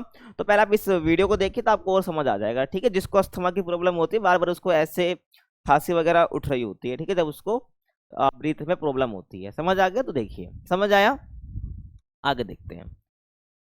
तो बेसिकली मैं बात करूँ अस्थमा के लक्षण क्या क्या है भाई, पता होना चाहिए ना कि भाई अस्थमा के लक्षण क्या होते हैं। देखिए भाई, खांसी का दौरा होना, भाई खांसी आपको बहुत जोर जोर से आ रही है, दिल की धड़कन आपकी बढ़ गई है, मतलब कि हार्ट बीट आपकी तेज हो गई है, सांस की रफ्तार बढ़ रही है, मतलब आप बहुत जल्दी जल्दी ब्रीथिंग कर रहे हैं, बेचैनी होना, ठीक है, सीने में जकड़न हो रही है, बार बार आपको थकावट जल्दी हो रही है, हाथों पैरों और कंधों में और पीठ में दर्द हो रहा है। तो बेसिकली सब क्या है, ये अस्थमा के लक्षण है, समझ आया। आगे मैं बात करूं तो जैसे कि अब इसके कारण क्या है भाई, लक्षण पता चल गए, अस्थमा के कारण क्या हो सकते हैं। देखो, जैसे कि धूल, धुआं, वायु प्रदूषण हो गया, आपका अनुवांशिकता। अनुवांशिकता का मतलब होता है जेनेटिकली, यानी आपके पेरेंट्स में था अस्थमा की बीमारी, आपको भी हो रही है, ठीक है। तो अनुवांशिकता, परागकण, जानवरों की त्वचा के बाल या पंख आदि इसके प्रमुख कारण होते। कहने का मतलब है, खाना वगैरह खा लिया मान लो आपने, तब आपके अगर कोई पेट अपने पाल रखा है, तो उसके बाल अगर आपके श्वास नलिका में पहुंच गए तो भी इसका कारण हो सकता है, सूजन का कारण श्वास नलिकाओं में, तो आपको अस्थमा हो सकता है। धूल, धुआं, वायु प्रदूषण इसका कारण हो सकता है। परागकण इसका कारण हो सकता है, ठीक है। परागकण बेसिकली फ्लावर का होता है, ठीक है, ध्यान रखना। जो कि जो है, जैसे परागकण बेसिकली क्या है, जो कि जो फ्लावर्स है ना, उनके रिप्रोडक्शन में काफी मदद करता है, ठीक है, उनके जनन में। तो ये परागकण के कारण भी हो सकता है, अगर उस एक व्यक्ति है, एक पर्सन है, उसके श्वास नलिकाओं में चले जाए तो। ऐसे जानवरों की त्वचा के बाल या पंख भी इसका मेन कारण रहते हैं आपको अस्थमा होने का। समझ आया इसके कारण क्या है, आगे हम बात करते हैं। देखो भाई, और अस्थमा को ना बेसिकली खत्म नहीं किया जा सकता, ध्यान रखना। आपने देखा होगा ना, एक मशीन दी जाती है जिसको अस्थमा होती है, जब भी उसको प्रॉब्लम हो रही होती है, वो उसको उसका यूज कर रहा होता है, वही बात है। तो अस्थमा को खत्म नहीं कर सकते, लेकिन इस पर क्या कर सकते हैं, हम नियंत्रण कर सकते हैं, ठीक है, नियंत्रण पाया जा सकता है, ध्यान रखना है। आगे बात करें, जैसे कि अब इसके लिए कौन कौन से आसन है, देखो, जैसे कि भाई सुखासन, चक्रासन है, गोमुख आसन है, पर्वतासन है, भुजंगासन है, पश्चिमोत्तानासन है, मत्स्यासन है। तो क्या अगर नियमित रूप से करा जा सकता है ना इनको, तो क्या होगा, अस्थमा पर कंट्रोल किया जा सकता है, नियंत्रण किया जा सकता है, समझ आपको आया होगा। तो भाई ध्यान रखना है, देखो, योगासन और जो बीमारी आपको बताने वाला हूँ, आपको पता होनी चाहिए। अगर अस्थमा क्वेश्चन आ गया तो आपको पता होना चाहिए अस्थमा है क्या, इसके लक्षण क्या है, इसके कारण क्या है, और कौन कौन से योगासन इसके लिए बेनिफिशियल है, समझ आ गया होगा, है ना। अब आगे हम बात करें, ये देख सकते हो भाई, ये आपके बेसिकली योगासन है, दोबारा बता रहा हूँ, और जिन पर ये हाईलाइट मैंने कर रखा है ये ऑलरेडी हम कर चुके हैं, ठीक है, ध्यान रखना, जो रह गया उसको हम करेंगे। तो पहले हम बात करेंगे भाई ऊर्ध्व हस्तोत्सासन, ठीक है, नाम बड़ा है लेकिन ध्यान रखना है। दिखता कैसा है ये आप देखिए इस साइड, ठीक है। तो बेसिकली क्या है आपका, इस प्रकार का योगासन है जो दिखता है, जिसका नाम क्या है, ऊर्ध्व हस्तोत्तासन, समझ आ रहा है। अब इसको कहते क्यों है, बेसिकली इसका नाम कैसे पड़ा है, तो देखिए, जो ऊर्ध्व हस्तोस्तासन है ना, बेसिकली 3 शब्दों के मेल से बना, या कहूँ तो 3 शब्दों से मिलकर ये बना है। तो जिसमें क्या है, जैसे ऊर्ध्व, ठीक है, जो आपका ये ऊर्ध्व है इसका मतलब होता है ऊपर, हस्त का मतलब होता है हाथ, और आसन का मतलब होता है मुद्रा। यानी कि हम इसमें ऐसी मुद्रा हमारे शरीर की होती है जैसे हमारा हाथ क्या होता है, ऊपर की ओर ऐसे दिखता है। समझ आ गया? तो देख लो भाई, ऊपर हाथ वाली मुद्रा, तो इसको क्या कहते हैं हम, ऊर्ध्व हस्तोस्तासन कहते हैं। समझ आया है? ये कुछ प्रकार की कुछ दिखती है, ठीक है, समझ आ गया, ध्यान रखना है। और इस आसन को अंग्रेजी में हम सूर्य सलाम भी कहते हैं, ठीक है, सन सैल्यूटेशन भी कहा जाता है। ध्यान रखना, इंपॉर्टेंट है एमसीक्यू के लिए। समझ आ रहा है? और भाई ध्यान रखना है कि भाई मैं विधि नहीं बता रहा हूँ तुमको, तो हर एक योगासन को ध्यान से देखना है। ध्यान से देखोगे तभी तो विजुअलाइजेशन तुम्हें होगा और पेपर में लिख पाओगे, अगर आ भी जाता है। समझ आ रहा है? अब लाभ की बात करूं मैं इसके, तो लाभ क्या क्या हो सकते हैं। तो इस आसन के अभ्यास से कमर पतली और छाती चौड़ी हो जाती है। सही बात है, जिसको मोटापा वगैरह है, ठीक है, तो वो उसको सही है भाई, कमर ही पतली हो जाएगी, उसकी छाती भी चौड़ी हो जाएगी, ठीक है, ये इसको करने से। और इस आसन को करने से कमर तथा नितंबों में अनावश्यक मांस कम हो जाता है, ठीक है, आपको जो कमर है, जो नितंब है, वहां पर जो अनावश्यक मांस फैट जमा हो चुका है वो कम हो जाता है, तो इसको आप कर सकते हैं। और इस आसन के अभ्यास से शरीर की लंबाई भी बढ़ती है, तो जिनकी कदकाठी नहीं बढ़ रही है तो वो भी ये कर सकते हैं। समझ रहे हो? आगे देखते हैं। कब्ज की समस्या हो या पसलियों में दर्द हो तो भी क्या इसको करना चाहिए, क्योंकि इससे दूर हो जाता है ये सब चीज़, ठीक है, ध्यान रखना है। अब सावधानियों की बात करो भाई, कौन कौन से सावधानियां हैं जो आपको बरतनी चाहिए इसको करते वक्त, या किस कंडीशन में नहीं करना चाहिए। तो भाई खाना खाने के तुरंत बाद ये नहीं करना चाहिए, और कमर या गर्दन में दर्द की स्थिति में भी ये आसन नहीं करना चाहिए। समझ आ रहा है? और नेक्स्ट मैं बात करूँ, कंधों में जकड़न हो या दर्द होने पर भी ये आसन बिल्कुल भी नहीं करना चाहिए, अवॉइड करना चाहिए। अब अगले आसन की बात करूँ जिसका नाम क्या है, उत्तान मंडूकासन, ठीक है, उत्तान मंडूकासन। समझ आ रहा है? तो इसके बारे में हम बात करेंगे। तो बेसिकली ये भी 2 शब्दों से मिलकर बना है। कौन कौन से 2 शब्दों से मिलकर बना है? इसमें पहला उतान है आपका, ठीक है, दूसरा शब्द आपका क्या है, मंडूक है। समझ रहे हो? तो उतान मंडूक। तो उतान का मतलब होता है तना हुआ, ठीक है भाई, तो उतान का मतलब होता है तना हुआ, और मंडूक का अर्थ होता है मेंढक, ठीक है, यानी कि तना हुआ मेंढक। तो ध्यान रखना, जैसे कि ये इस प्रकार की कुछ आकृति होती है, ध्यान आपको रखना है, जिसको हम क्या बोलते हैं, उतान मंडूकासन बोलते हैं। समझ आ गया? वर्ड का आपको मतलब पता होना चाहिए। और इस आसन की अंतिम मुद्रा में शरीर सीधे तने हुए मेंढक के रूप में दिखता है, समान लगता है। देखो ना भाई, सीधा मेंढक, ऐसा लग रहा है मेंढक जो है, पीछे हमने देखा था मंडूकासन, अब ऐसा लग रहा है जो मंडूकासन है वो थोड़ा ऐसा हो गया है, बस बिल्कुल तना हुआ है वैसे ही। तो इसलिए इसको क्या बोला जाता है, उतान मंडूकासन बोला जाता है, जिस कारण से ये नाम दिया गया है। समझ आ गया होगा तुम्हें। नेक्स्ट मैं बात करूँ इसके लाभ की, तो लाभ के अंदर आप लिख सकते हो भाई, नियमित अभ्यास से पेट दर्द में आराम मिलता है। अगर आप इसको नियमित रूप से कर रहे हो, रेगुलर बेसिस पे कर रहे हो, तो इसमें आपको क्या मिलेगा, आपको जो पीठ में दर्द वगैरह है तो वो भी ठीक हो जाता है, आराम मिलता है, ठीक है। और ये योगाभ्यास जो है बेसिकली गले के दर्द में लाभकारी है। अगर आपको गले में दर्द है तो तो भी आपके लिए बेनिफिशियल ये रहेगा। और इसके अभ्यास से घुटने मजबूत होते हैं, ठीक है भाई। तो अगर आप इसको करते हो रेगुलर बेसिस पर, इसका अगर प्रैक्टिस करते हो, तो आपको जो घुटने हैं, जो नीज है, ठीक है, जो उसमें प्रॉब्लम है वो भी खत्म हो जाएगी, ठीक है, ध्यान रखना है। आगे मैं बात करूं, कंधों का जो दर्द है, कंधों का जो दर्द है वो भी ठीक हो जाता है इसको करने से, तो आप इसको कर सकते हैं। और देर तक ये आसन करने से पेट के बगल की जो चर्बी है उसको भी वो भी कम हो जाती है, तो ध्यान रखना है आपको, ठीक है। और सुनो, और श्वसन संबंधी परेशानियों को दूर करने में भी ये क्या आसन लाभकारी है, ध्यान रखना है। कोई भी आपको श्वास से रिलेटेड प्रॉब्लम है तो उसके लिए भी इम्पोर्टेंट है। समझ आ रहा है? तो ये इसके लाभ हैं, ध्यान रखना है। सावधानियों की बात करूं भाई, ज्यादा कमर दर्द या घुटने में परेशानी वाली स्थिति में नहीं करना चाहिए। देखो, अगर है तो ये आपके लाभकारी है, बट ज्यादा अगर आप गंभीर अवस्था में हो तो बिल्कुल मत करो उसको, ठीक है। और कोहनी या कंधों में दर्द होने की स्थिति में भी बिल्कुल नहीं करना चाहिए। समझ आ गया? ध्यान रखना, क्योंकि इसमें कंधे और कोहनी का ही खेल है, ठीक है, आप ऐसे मोड़ रहे होते हो ना पीछे की साइड, ध्यान रखना है। चक्रासन की बात, सॉरी, वक्रासन की बात करूं, वक्रासन है बेसिकली, देखो इस प्रकार का कुछ दिखता है ये, ठीक है, ये आपका क्या है, बेसिकली वक्रासन वाला पोज है। ध्यान रख लेना कैसा दिखता है, इसके बेसिस पर आप क्या खुद विधि लिख सकते हो। समझ आ रहा है? तो वक्रासन की बात करूं तो वक्रासन का संस्कृत में अर्थ होता है मोड़ना, यानी ट्विस्ट। और देख लो ना, इसमें ट्विस्ट ही तो हो रखा है, मुड़ रखा है।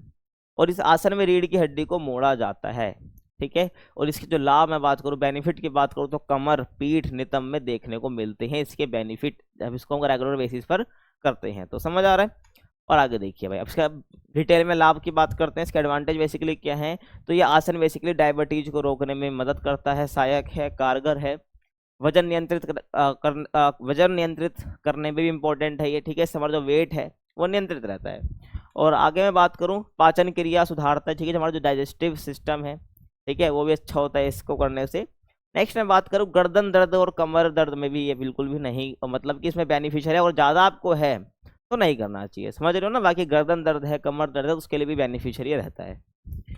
और डिप्रेशन से मुक्ति मिलती है इसको करने से। अगर आप वक्रासन करते हो तो भाई आपको अगर डिप्रेशन वगैरह है, अवसाद वगैरह है, तो उससे भी क्या आपको मुक्ति मिल जाती है रेगुलर बेसिस पे करने पर। ये नहीं कि एक दिन करा भाई मेरे को तो मुक्ति मिल ही नहीं रही है डिप्रेशन से, ऐसा नहीं होता। रेगुलर बेसिस पे करोगे तभी आपको फायदा मिलने वाला है। आगे देखते हैं। और रीढ़ की हड्डी को मजबूत ये बनाता है, समझ आ गया। इसकी भी सावधानियों की बात मैं कर लूँ तो देखो भाई, पेट में दर्द पेट में दर्द अगर आपको है तो वक्रासन नहीं करना चाहिए, ठीक है। और घुटने का दर्द है, ठीक है भाई, ज़्यादा है तो भी आपको नहीं करना चाहिए, ठीक है। बाकी कर लेना चाहिए अगर हल्का है तो। ज़्यादा कमर दर्द हो तो भी इसे नहीं करना चाहिए, समझ रहे हो ना। बाकी कमर दर्द के लिए लाभकारी तो ये होता ही है। ज़्यादा वर्ड जुड़ गया इसका मतलब है ज़्यादा गंभीर स्थिति में अगर आप हैं तो बिल्कुल मत करना इसको। आगे देखो, और कोहनी में दर्द होने पर भी क्या इसको करने से बचना चाहिए, समझ रहे हो।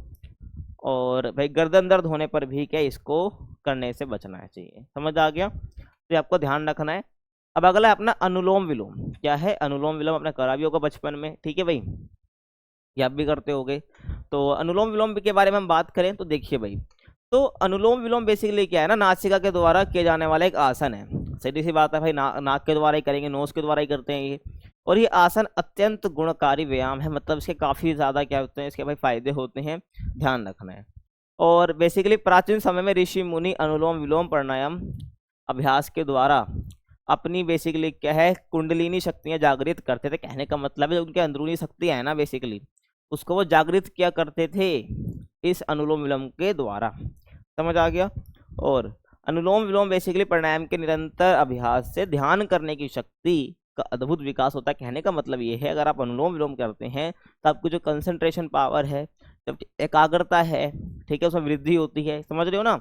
आपका जो ध्यान लगाने की जो शक्ति है वो उसमें और डेवलपमेंट होता है, विकास होता है। तो अनुलोम विलोम आपको ध्यान रखना है। और आगे बात करूं, अनुलोम विलोम करने से मन जो है प्रफुल्लित होता है, मतलब मन को अच्छा लगता है, मन को शांति मिलती है, और मन में अच्छे अच्छे विचार उत्पन्न होते हैं, पॉजिटिव वाइब्स आते हैं, पॉजिटिव थॉट्स उत्पन्न होते हैं अनुलोम विलोम करने से, समझ आ रहा है। और यह व्यायाम बेसिकली व्यक्ति में सकारात्मक विचारों का सर्जन करता है और उसे आत्मविश्वासी बनाता है। तो इसको अगर हम करते हैं तो बेसिकली क्या होता है, उसके मन में सकारात्मक विचार आते हैं और उसको कॉन्फिडेंट बनाता है, ठीक है, ध्यान रखना, सेल्फ कॉन्फिडेंट बनाता है और आत्मविश्वासी बनाता है। सेल्फ कॉन्फिडेंट आत्मविश्वासी बात एक ही है। तो अनुलोम विलोम समझ आया। अब इसके लाभ की बात करते हैं। देखो भाई, तो इसे करने से बेसिकली नाड़ियों की शुद्धि होती है, इसलिए इसे नाड़ी शुद्धि प्राणायाम भी कहा जाता है, ध्यान रखना है। तो जो भी नाड़ी अपनी है ना उसकी शुद्धि इसी से होती है, इसलिए इसको नाड़ी शुद्धि प्राणायाम भी कहा जाता है, ध्यान आपको रखना है, ठीक है। और नेक्स्ट मैं बात करूं, इस प्राणायाम से हृदय को शक्ति मिलती है और साथ ही कोलेस्ट्रॉल भी नियंत्रित रहता है, समझ आ रहा है। तो भाई हृदय की शक्ति बढ़ती है इससे, ठीक है। और ध्यान रखना है कि आपको जो हार्ट है उस वो हेल्दी रहता है, ठीक है, ध्यान रखना है, समझ आ गया। और बेसिकली आपका जो कोलेस्ट्रॉल है वो भी बिल्कुल नॉर्मल रहता है, नियंत्रित रहता है। और प्राणायाम के कारण क्या, शुद्ध रक्त शरीर के सभी अंगों में जाकर पोषण देता है, ठीक है। आप भाई इसको करते हो, ठीक है, अनुलोम विलोम करते हो, ठीक है, क्योंकि देखो अनुलोम विलोम भी एक तरह से पार्ट है किसका, प्राणायाम का, ध्यान रखना है।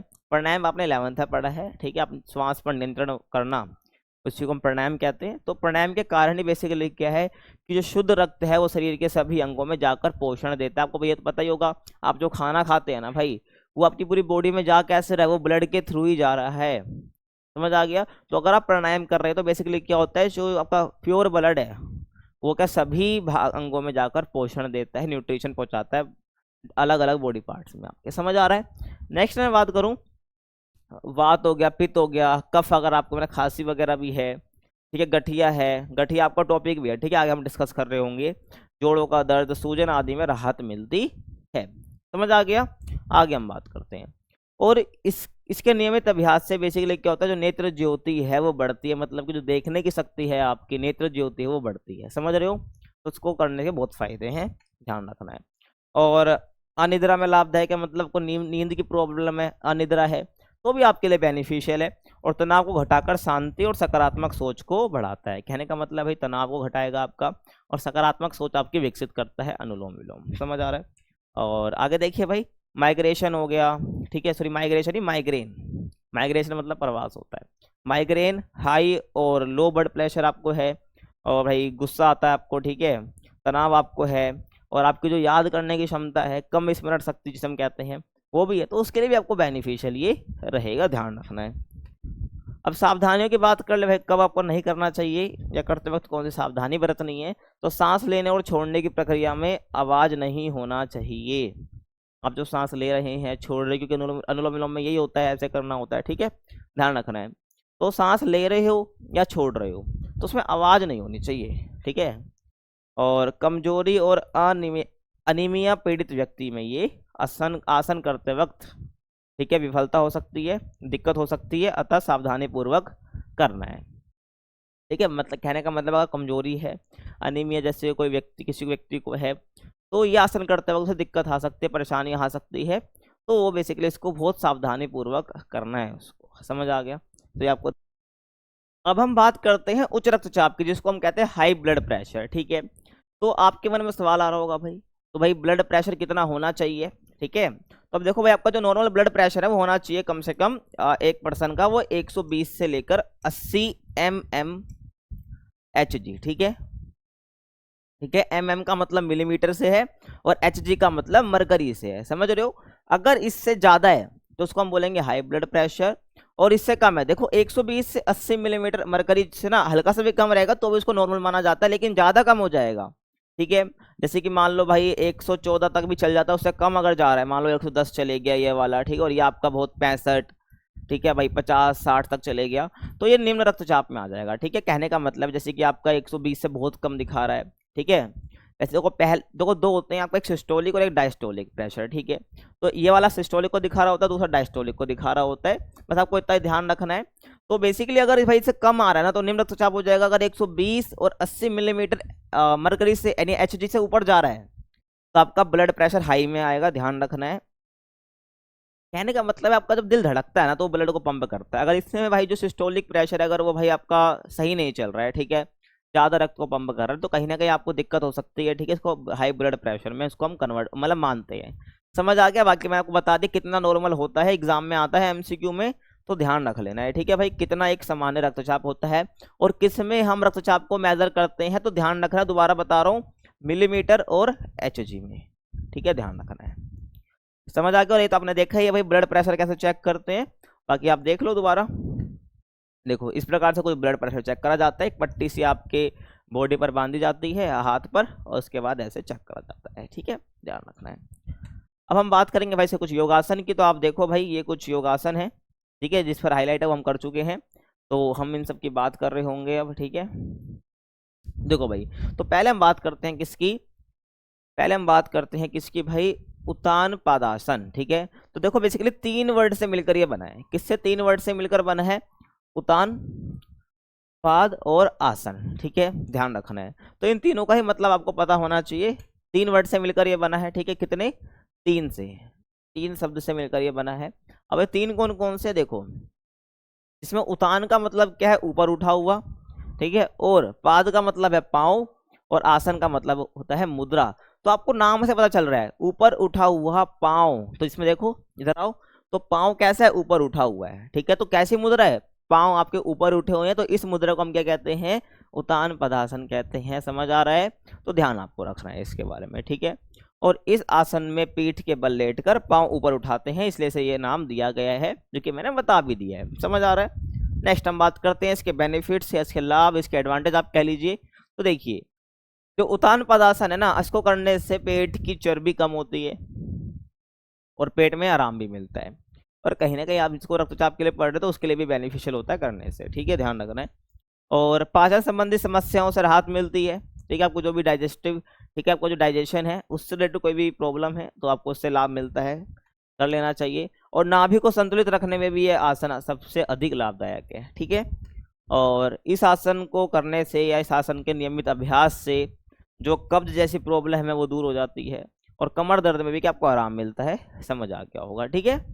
आगे बात करते हैं इसकी सावधानियों की। तो कमर में दर्द हो या पेट में ऑपरेशन होने की स्थिति में बिल्कुल भी नहीं करना है। साइटिका या रीढ़ की हड्डी में प्रॉब्लम है कोई तो उसको भी नहीं करना है जब भी आपको। और गर्भावस्था में भी इस आसन को बिल्कुल भी नहीं करना है। नेक्स्ट हम बात करते हैं अर्ध हलासन की, ठीक है। किसकी बात हम करेंगे? अर्ध हलासन की। तो इस आसन में क्या है, जमीन में लेटकर दोनों टांगों को समकोण पर उठाया जाता है। देखो भाई, जमीन पर लेट गई है महिला, इसने दोनों टांगों को क्या करा? समकोण पर, यानी 90 के एंगल पर बेसिकली क्या कर दिया? अपने टांगों को उठाया है। समझ आ गया? तो देखो यहाँ पर भाई ये एक 90 का एंगल बन गया ना, ठीक है। तो यहाँ पर क्या 90 का एंगल बन गया, तो महिला लेटी और इसने क्या करा? 90 के एंगल पर बेसिकली टांग उठाई है। तो दोनों टांगों को समकोण पर उठाना होता है, अर्धहलासन इसको हम कहते हैं। समझ आ गया? आगे चलते हैं। अर्धहलासन, इसके लाभ की बात करूं, देखो अर्धहलासन समझ आया, इसके लाभ की बात करें हम तो पेट की आंतों को ताकतवर बनाता है और कब्ज से राहत प्रदान करता है। देखो भाई, जिसमें भी ऐसे जो भी आसन जिसको आप लेट कर रहे हो, टांग उठा रहे हो, कहीं आपके पेट पर जोर पड़ रहा है, तो कहीं ना कहीं आपके पेट की आंतों के लिए वो लाभदायक होगा, क्योंकि इससे पेट की मालिश होती है, ठीक है। तो पेट की आंतों को ताकतवर बनाता है और राहत प्रदान भी करता है कब्ज से। और नेक्स्ट मैं बात करूं, भोजन को पचाने में, गैस की समस्याओं से आराम दिलाने में और मोटापे को कम करने के लिए भी ये बेनिफिशियल है, ध्यान आपको रखना है। और रीढ़ की हड्डी हो गई या कमर के भाग को अगर मजबूती प्रदान करनी है तो भी ये बेनिफिशियल है, तो आप कर सकते हैं रेगुलर बेसिस पर। और ये आसन जो है पैर और जांघों की मांसपेशियों को भी मजबूत बनाता है कहीं ना कहीं, क्योंकि उसमें पैर और जांघों की मांसपेशियों का यूज़ हो रहा है, उस पर जोर पड़ रहा है क्योंकि उसको आप उठा रहे हो, है ना। समझ आ गया? तो इसके क्या लाभ हैं। सावधानियों की बात करूं तो भाई माइग्रेन, कमर दर्द या घुटनों के दर्द की स्थिति में बिल्कुल भी नहीं करना है। अगर कोई ऑपरेशन हुआ है हाल ही में तो भी इस आसन को बिल्कुल भी नहीं करना है।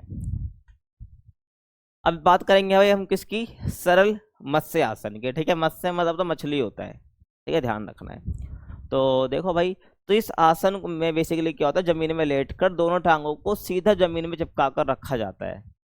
देख लो भाई, दोनों टांगों को जमीन पर लेटा रखा है, कुछ उठाव नहीं है, दोनों टांगों को चिपकाकर जमीन पर रखा जाता है, ध्यान रखना है। और खोपड़ी को जमीन से रखकर या खोपड़ी को जमीन में रखकर पीठ को ऊपर उठाया जाता है या रखा जाता है। देखो भाई, समझ आ रहा है? तो बेसिकली मुंडी आपकी जो है या कह लो को जो सिर है उसको नीचे रख दिया हमने, और आपकी जो पीठ है उसको हमने थोड़ा ऊपर उठा दिया है ना। तो ये बेसिकली क्या आपका सरल मत्स्यासन हो जाता है, ध्यान रखना है। और इसलिए कैसे सरल मत्स्यासन कहते हैं, क्यों कहते हैं? क्योंकि कहीं ना कहीं भी मछली की तरह ही लग रहा है। समझ आ गया? ध्यान रखना है। अब इसके लाभ की बात मैं कर लूँ तो देखो भाई, मेरुदंड को लाभ मिलता है, ठीक है। मेरुदंड मतलब कि कहीं ना कहीं आपकी रीढ़ की हड्डी की बात हो रही है। गर्दन और कंधे की समस्या को खत्म करता है, कब्ज गैस को दूर करता है, बेसिकली आपका खून का संचार मतलब रक्त का संचार आपकी बॉडी में होना, चेहरे पर चमक आना, श्वास नली के रोग दूर होते हैं इससे। सरल मत्स्यासन तो आप कर सकते हैं इसको, ठीक है, रेगुलर बेसिस पे, तो आपको लाभ मिलेगा जो भी प्रॉब्लम है आपको। सावधानियों की बात करूँ, कमर में दर्द हो तो ना, बिल्कुल भी नहीं करना है। गर्दन या कंधे में दर्द हो तो भी नहीं करना है। कोहनी में समस्या हो तो भी इसको नहीं करना है, ठीक है, ध्यान रखना है। अब मकरासन की बात करूं तो मकरासन कुछ ऐसा दिखता है, अब देखो भाई पहले, ठीक है, पेट के बल लेट जाओ, ठीक है, कोहनी को ऐसे रखना है, तो और आपको पैर बिल्कुल जो है चिपका के रखने हैं अपने दोनों, और ये थोड़ा सा आपको ऐसा अपना सर उठा लेना है, तो इसको मकरासन बोल देते हैं।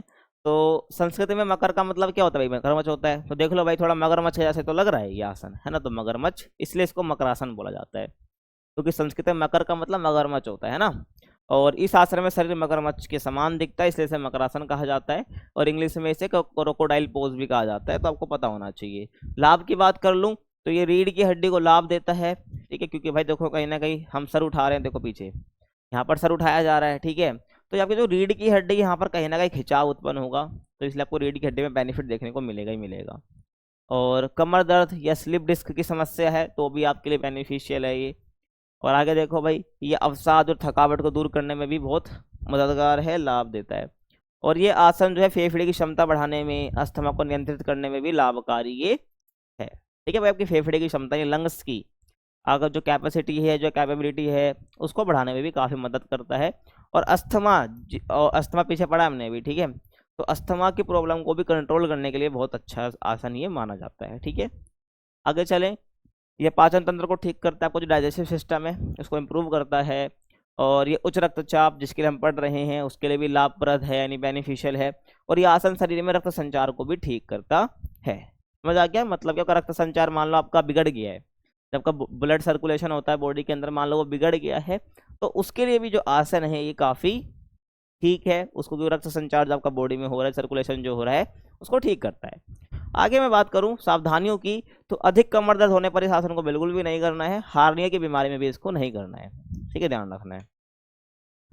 तो कुछ ना कुछ बीमारियां आ रही है, जैसे कि यहाँ पे हार्निया है, ठीक है, हर्निया है, जैसे कि आपका मैंने एक साइटिका बताया, माइग्रेन बताया, तो कुछ कुछ बीमारी है। तो क्या आप मुझे इसके बारे में कमेंट में बता सकते हो?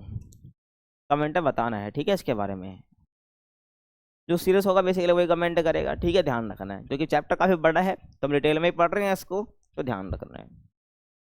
अब हम बात करेंगे भाई शवासन की। सबसे आसान आसन होता है ये, बस लेट जाओ, ठीक है। देखो ये आपका क्या होता है, शवासन होता है, यानी लेटते हुए इस आसन को करना होता है। तो शरीर की थकान दूर करने और मन को शांत रखने के लिए शवासन सबसे अच्छा आसन माना जाता है, और इस आसन में शव की तरह लेटना होता है। देखो शवासन, ठीक है, यानी शवासन, यानी शव की तरह लेट जाओ, उसी को हम क्या बोलते हैं, शवासन बोलते हैं।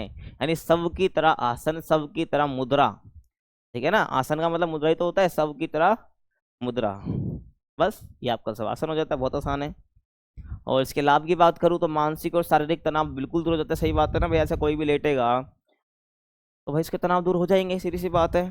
आगे देखो, है ना, शवासन के लाभ देख लिए, पहला हमने देखा। अवसाद है, मनोविकार है, मनोविकार मतलब कि मन से रिलेटेड कोई प्रॉब्लम है, अनिद्रा है, तो ये सब की बीमारियों में लाभ मिलता है।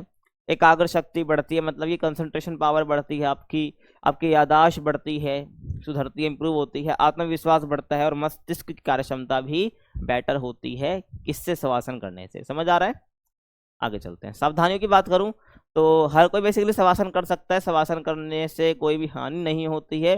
पर अगर डॉक्टर ने आपको क्या पीठ के बल लेटने से किसी कारणवश मना करा है तो इस आसन को नहीं करना चाहिए। कहने का मतलब है भाई, तुम्हें मान लो चोट लग रही है, पीछे ऑपरेशन वगैरह कुछ भी हुआ है, और बोल दिया भाई पीठ के बल नहीं लेटना, तो आप शवासन कैसे करोगे? नहीं करोगे ना, सीधी सी बात है। तो डॉक्टर ने अगर कुछ कहा आपको पीठ के बल नहीं लेटना है तो आपको नहीं लेटना, तो वहां पर आपको शवासन अवॉइड करना है, बाकी हर कोई इसको कर सकता है।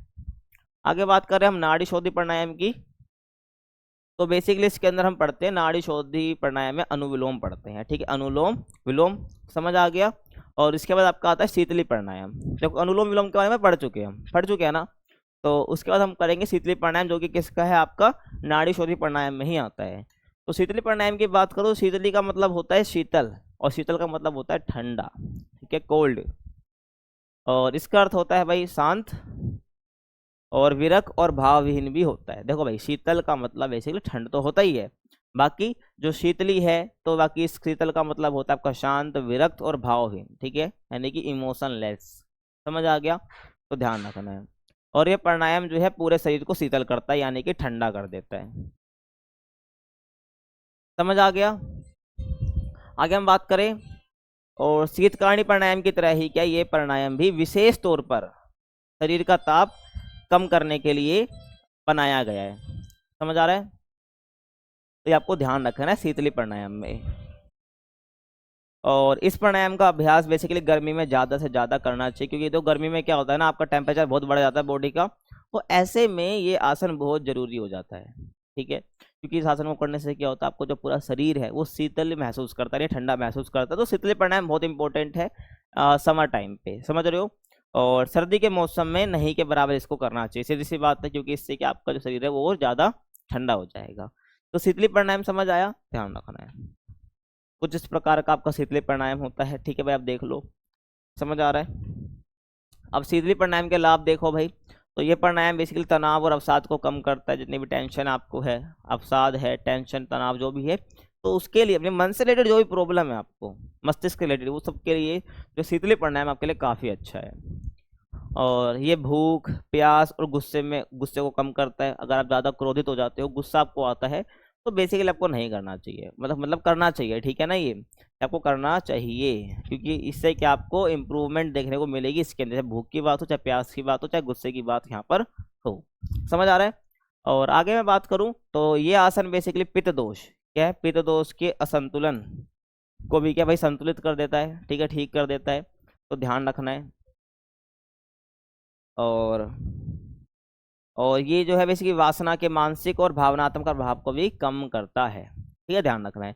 तो कुछ इसके लाभ हैं, और आप और लिख सकते हो उसमें भाई, शारीरिक और मानसिक समस्याओं से बचा सकता है ये।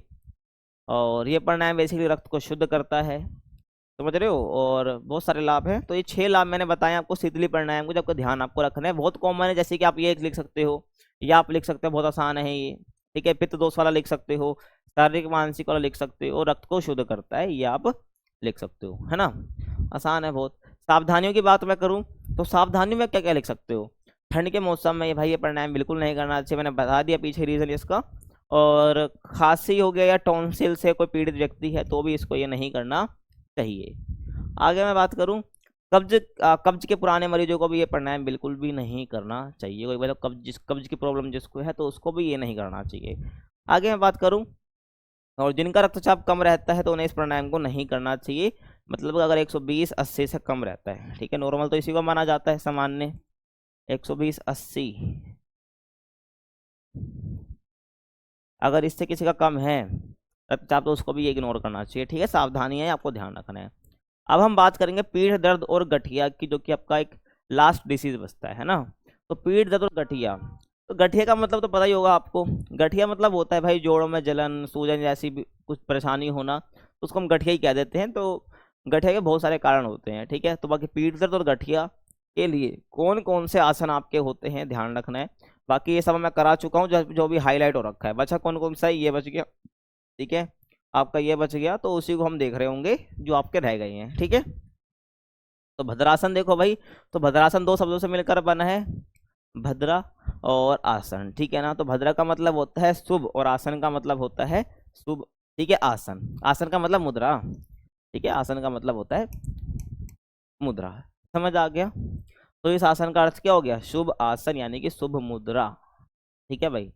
तो इस प्रकार से कुछ दिखता है, ठीक है। देखो भाई भद्रासन ऐसा आपको करना होता है, यहाँ पर आपको देखना है ये हाथ यहाँ पर इन्हें कैसे कर रखे हैं, तो इस चीज़ को आपको बेसिकली ध्यान रखना है। ये पूरा भद्रासन हो जाएगा। लाभ की बात करूँ तो कमर के तनाव को से दूर करता है, यानी जो कमर का दर्द वगैरह आपको से दूर करता है।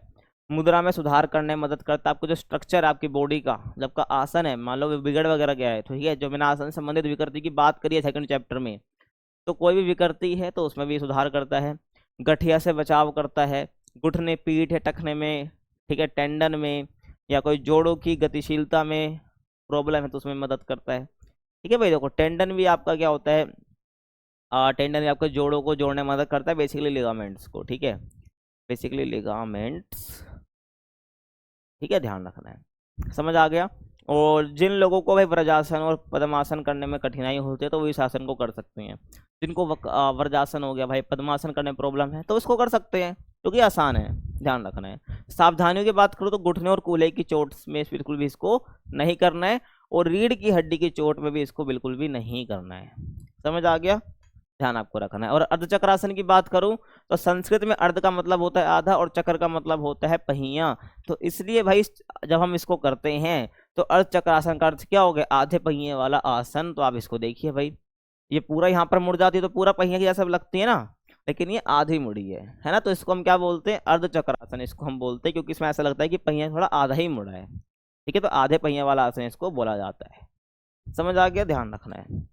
एडवांटेज की बात कर लूँ या लाभ की बात करूँ तो पेट और कमर, क्या पेट और कमर की मांसपेशियों को बेसिकली मजबूत बनाता है ये, और कमर की मांसपेशियों की चपलता में बढ़ोतरी करता है, यानी जो कमर की मांसपेशियां है ना उसको ज़्यादा सक्रिय बनाता है, उसको चपलता बनाता है, ठीक है। चपलता मतलब कि एक्टिव बनाता है, कहने का मतलब यही है। कमर की परेशानियों से छुटकारा दिलाता है, ठीक है भाई। कोई भी कमर से रिलेटेड आपको कमर से रिलेटेड कोई भी प्रॉब्लम है तो सबको प्रॉब्लम से निजात दिलाने में, छुटकारा दिलाने में काफ़ी यूजफुल है ये।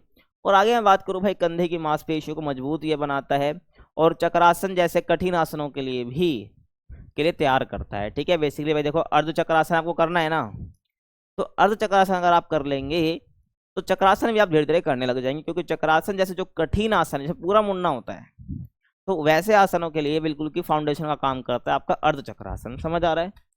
और सावधानियों की बात करूं भाई, क्या मतलब कि कौन कौन सी कंडीशन आपको जिसमें नहीं करना चाहिए, तो आपका रीढ़ की हड्डी, कूल्हे या गर्दन की चोट हो तो भी आपको नहीं करना है, गर्भवती महिला भी नहीं कर सकती, और हाई ब्लड प्रेशर है तो भी आपको ये नहीं करना है, समझ आ गया। तो यहाँ पर जो है आपका चैप्टर फिनिश होता है। हमने सारे टॉपिक देखे हैं, सारे योगासन हमने देखे हैं, इमेज के साथ समझा है। तो आपको कैसे लगा कमेंट में जरूर बताना है। बाकी चैप्टर फिनिश हो गया है, बाकी चैप्टर जो है वो भी हम जल्दी जल्दी कवर कर लेंगे, जो का सिलेबस है वो टाइम पर और बहुत जल्दी हम कवर कर रहे होंगे, ठीक है। बाकी वीडियो पसंद है तो भाई क्या करना है, चैनल को लाइक शेयर सब्सक्राइब करना है।